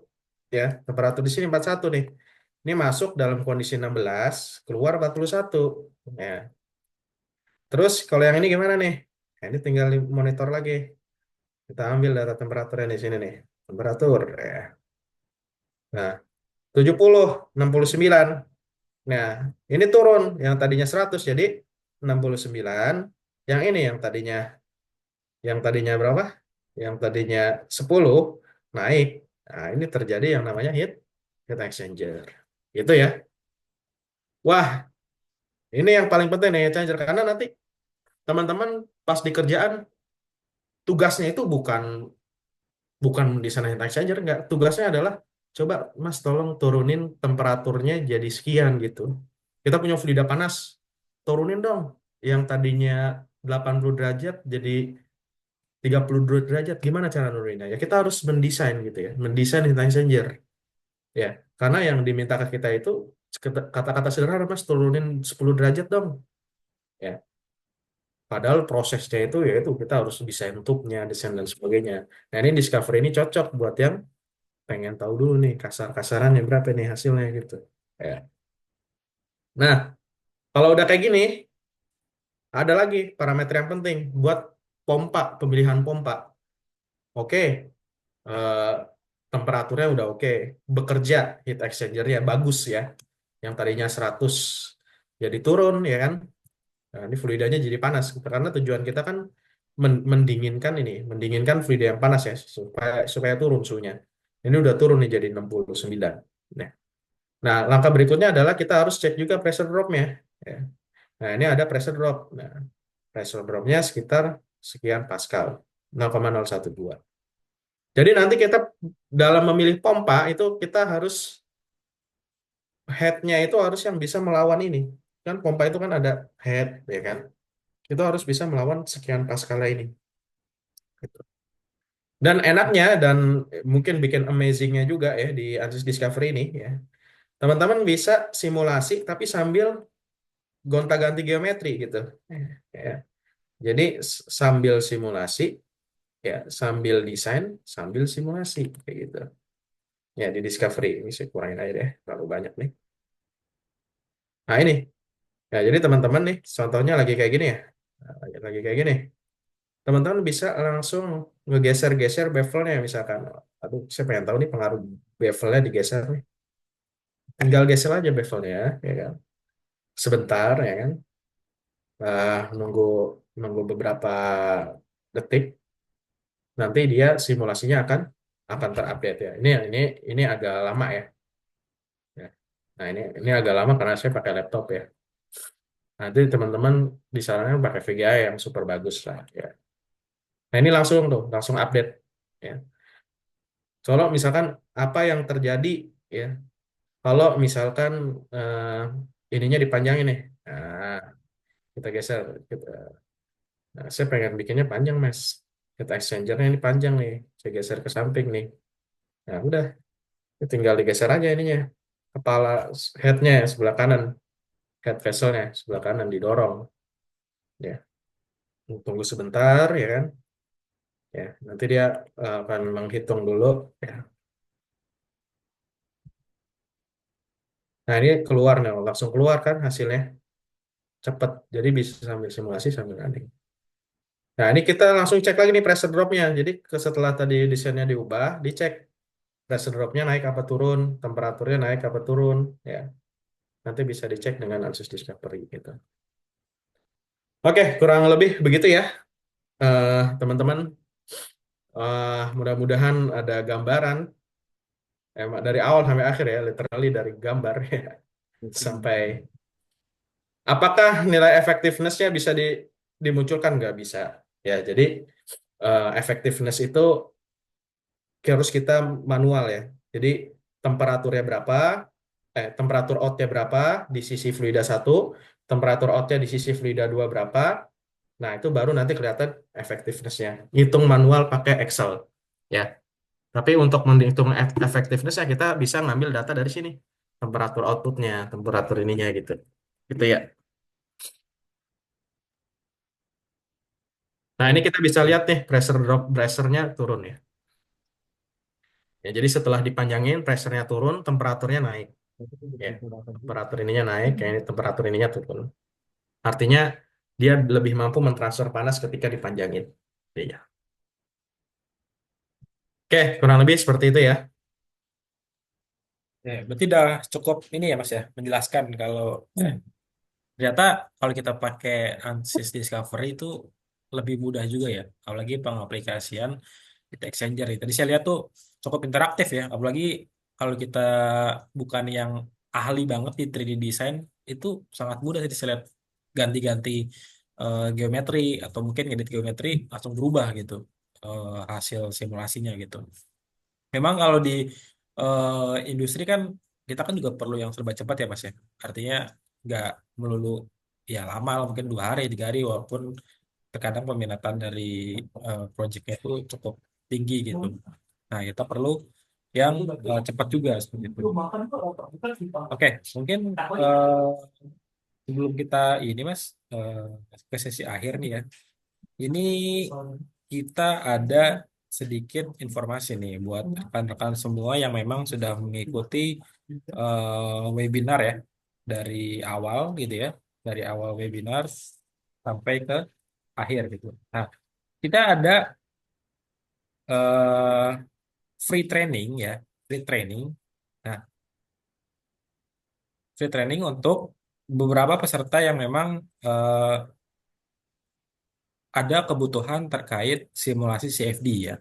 Nah, biasanya di sini untuk company, jadi nanti buat rekan-rekan semua ya, yang memang tertarik lebih lanjut untuk belajar atau memperdalam ya terkait penggunaan CFD di industri oil and gas ya, atau mungkin di industri yang lain ya, yang memang secara umum itu banyak lah digunakan lah untuk penerapan yang lain gitu. Nah ini kita ada free training tapi terbatas ya buat perusahaan. Jadi silakan yang mau bergabung ini saya kirimkan pendaftarannya ya. Tapi ingat ya buat perusahaan. Jadi buat perusahaan-perusahaan nih yang memang sedang membutuhkan software simulasi atau ingin langsung belajar dengan ahlinya, kita membuka kelas ya untuk belajar langsung dengan ahlinya. Nanti dari saya atau Mas Miko akan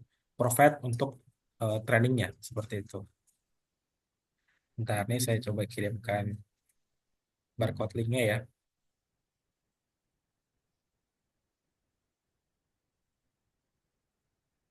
Oke,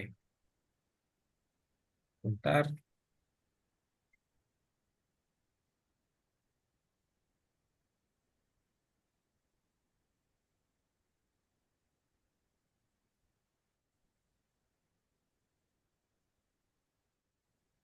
Ini saya share screen aja.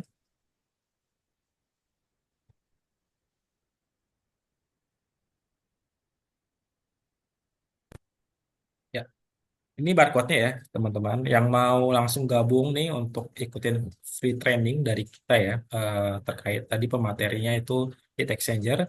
Silakan langsung aja scan barcode di sini ya.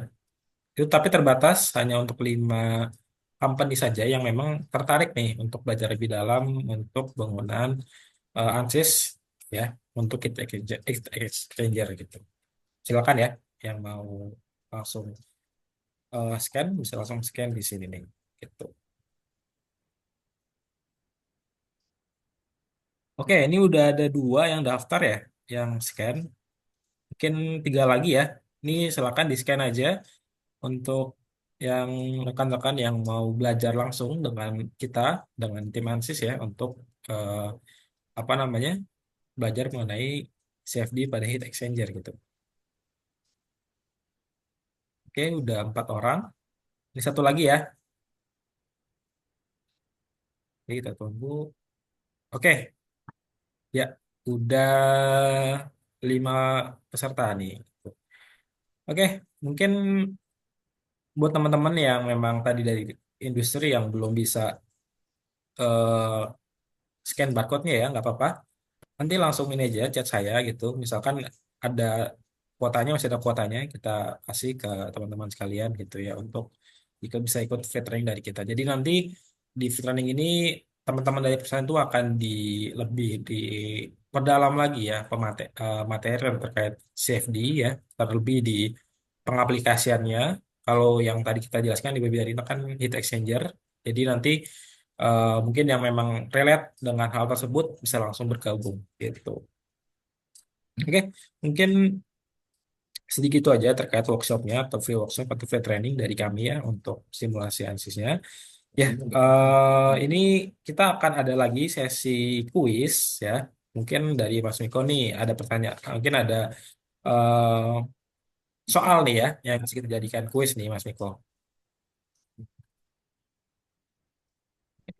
Halo, Mas Oke, Miko. untuk kuis ya. Hmm, Oke, saya coba pilih dulu ya. boleh, boleh Mas. Ini kayaknya banyak nih ya yang apa tuh soalnya nih ya. Mungkin kita pilih salah satu yang terbaik aja lah ya. Iya, kita akan coba pilih ya. Hmm, hmm. Sebentar dulu ya. Teman-teman bisa sambil siap-siap nih. Siapkan Tekan jawabannya yang terbaik gitu. yang terbaik. Tapi kalau Ya, tadi saya lihat nih Mas ya, Ansys Discover ini cukup powerful ya Mas ya. Kalau kita memang istilahnya baru pertama kali nih menggunakan software simulasi gitu kan, terkadang buat teman-teman atau orang rekan-rekan yang lain ya itu kan kesulitan ketika dia belajar Ansys karena secara UI juga cukup kurang menarik dan lain-lain. Nah itu teman-teman bisa belajar atau memperdalam nih Ansys Discovery gitu. Apalagi kalau kita memang untuk pekerjaan yang lebih cepat gitu ya, udah mana harus cepat didesainnya gitu ya, itu kita harus belajar nih menggunakan Ansys Discovery. Itu sangat kebantu sih gitu. Jadi Ansys Discovery ini FYI aja ya buat teman-teman juga. Ini nggak cuman CFD doang, tapi structure, lalu apalagi mas electronics ya, itu bisa juga ya mas ya ya, sebagian dipakai ya. elektronik susah. Jadi buat rekan-rekan yang lain jangan takut khawatir software hanya bisa digunakan CFD doang, tapi kita bisa mengcover hampir banyak lah, banyak fisik yang bisa dilakukan di ANSYS gitu. Oke Mas Viko, udah ada pertanyaan nih Mas Viko buat teman-teman sekalian nih. Oke, pertanyaannya adalah eh, kenapa kita harus mengevaluasi alasannya apa? Mengevaluasi pressure drop ya pada heat exchanger. Hmm. Ya, silakan langsung open mic. Ya silakan langsung nih dijawab nih pertanyaan dari Mas Viko. Akan dapat Ya, hadiah tadi lagi di ya. Discovery kita kan bisa mengevaluasi pressure drop ya. Hmm. Pertanyaannya tadi untuk apa gitu ya? Pressure ya. Nah, di sini ada data pressure drop. Pressure drop tuh pressure yang hilang gitu. Heeh. Izin menjawab, Mas. Ya silakan nih Oke, di-reset boleh dulu aja boleh. Mas. Silakan silakan. Si pressure drop atau penurunan tekanan pada HI atau yang bisa yang kita kenal sebagai heat exchanger sangat penting karena berpengaruh langsung terhadap efisiensi, yaitu untuk menentukan beban pompa atau kompresor, lalu dapat menjaga efisiensi termal, lalu menghindari kerusakan sistem dan menyeimbangkan efisiensi versus ukuran dan biaya atau cost yang digunakan pada HI tersebut. Oh, Lalu ini komprehensif banget nih evaluasi jawabannya juga nih. dapat digunakan sebagai penentu layak atau tidaknya desain dari HI itu. Wah, ini pakai ChatGPT apa beneran nih? Kenapa lengkap banget jawabannya? Sangat-sangat komprehensif nih saya lihat nih. Kalau Simpel dari saya sih sebenarnya. benar-benar aja jawabannya. Simpel, Cuman tahu simpel nih Mas Leo sebenarnya. gimana Mas? Ini jawaban ChatGPT atau bukan nih? Iya itu. Waduh. Gimana Enggak. Mas Mix? eh benar, benar sih, benar. Cuman saya nggak Benar. tahu itu pakai ChatGPT atau enggak.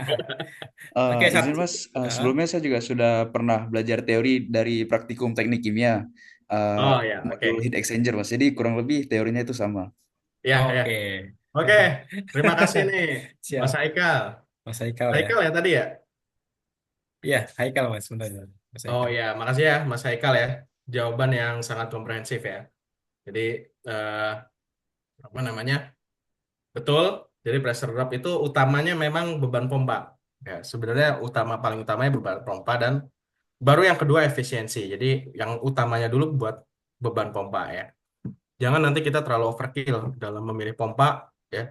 Kalau misalkan terlalu udah yang penting aman deh, kira-kira aja pompanya. Nanti spek pompanya terlalu berlebihan. Headnya ditinggiin aja, beban pompanya ditinggiin aja. Kalau beban pompa ditinggiin, impactnya apa? Diameter pompanya besar biasanya. Diameter pompa besar itu agak susah sih maintenance treatmentnya. Bisa vibrasi dan sebagainya itu punya kecenderungan ke arah situ. Oke, jadi makasih ya Mas Haikal atas jawabannya. Ya, mantap.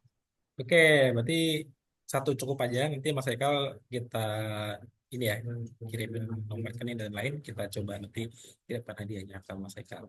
Siap, terima kasih Mas Miko atas jawabannya.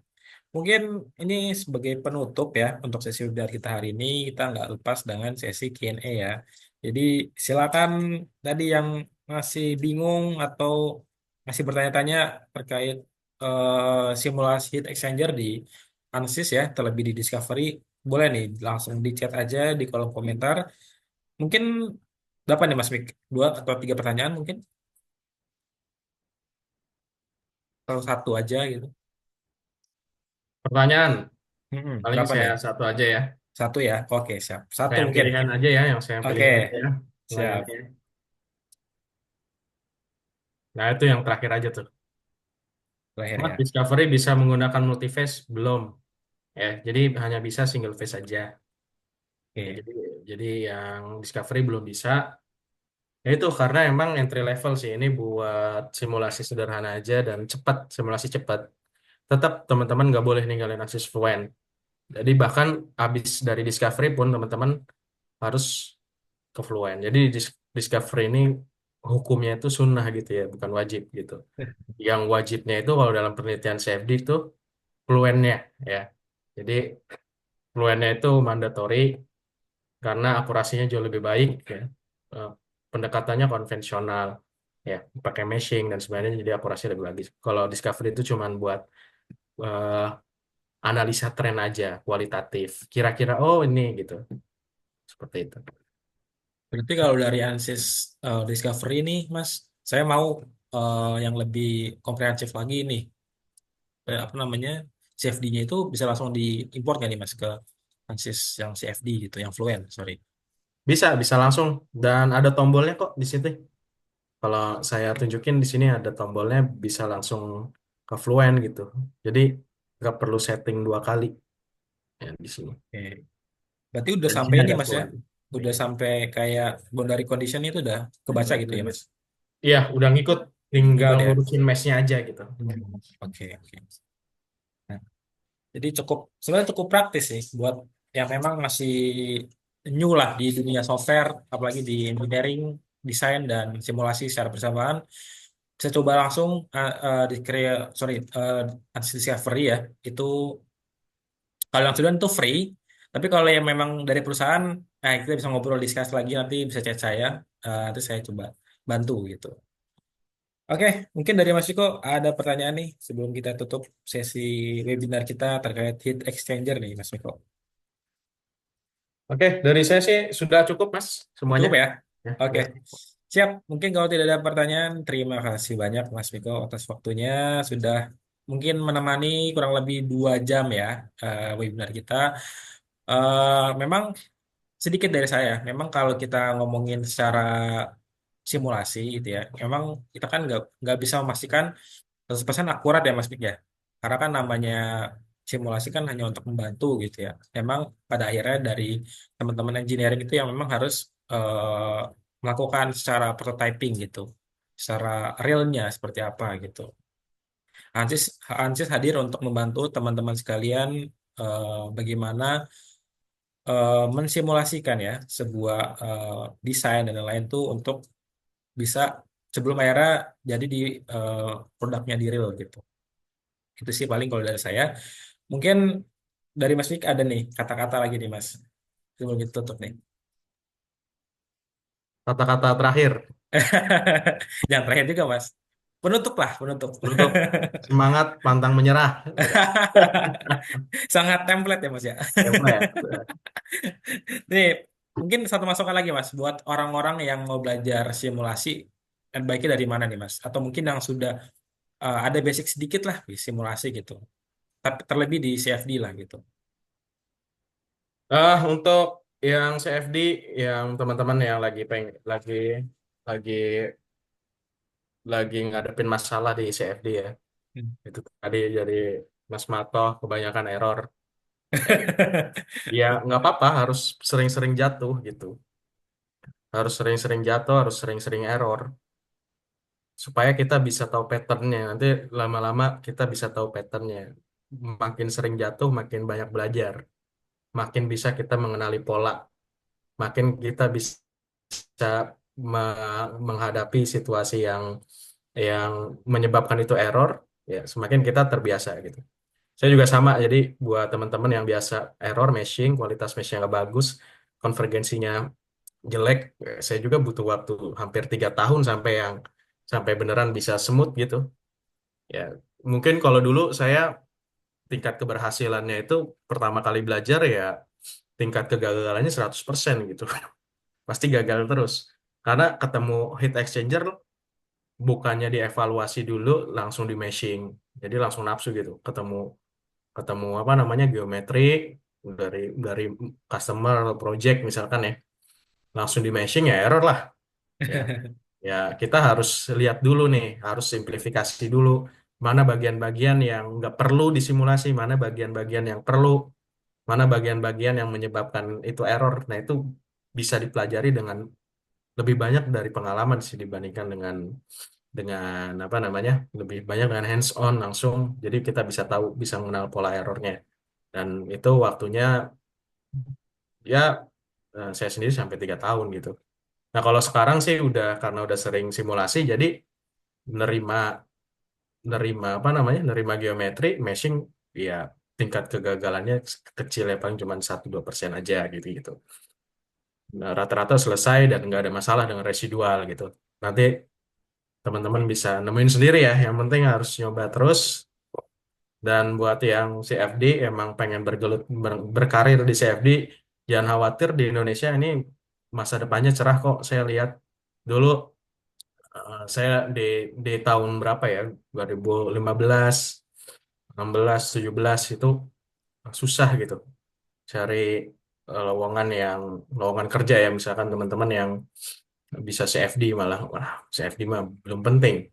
Tapi sekarang kita udah mulai nemu banyak, saya nggak bilang banyak tapi udah mulai nemu nih beberapa requirement kerja itu harus bisa simulasi CFD, bahkan beberapanya tertulis CFD engineer. Jadi lowongan kerja itu CFD engineer. Jadi ini peluang baru lah buat teman-teman seperti itu.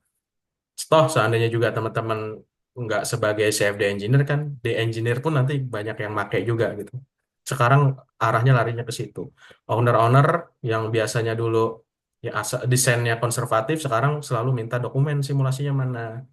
Bisa nggak meyakinkan saya bahwa desain kamu bagus gitu. Itu satu-satunya cara. Saya nggak bilang satu-satunya cara ya, salah satu cara yang paling banyak dipakai ya pakai simulasi itu.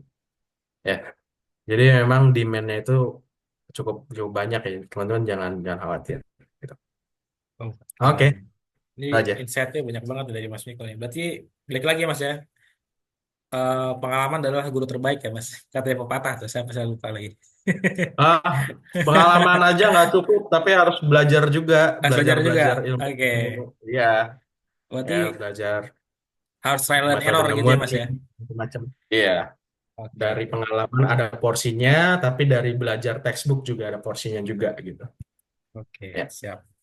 Oke, mungkin kita cukupkan aja Mas untuk webinar kita hari ini. Mungkin saya sebagai MC, moderator, terima kasih banyak buat teman-teman yang sudah bergabung dari jam 2 siang tadi sampai jam 4 lebih dikit lah ini ya.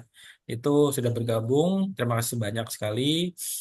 Mohon maaf sekali kalau misalkan dari penyampaian kita ada yang tidak berkenan di rekan-rekan sekalian.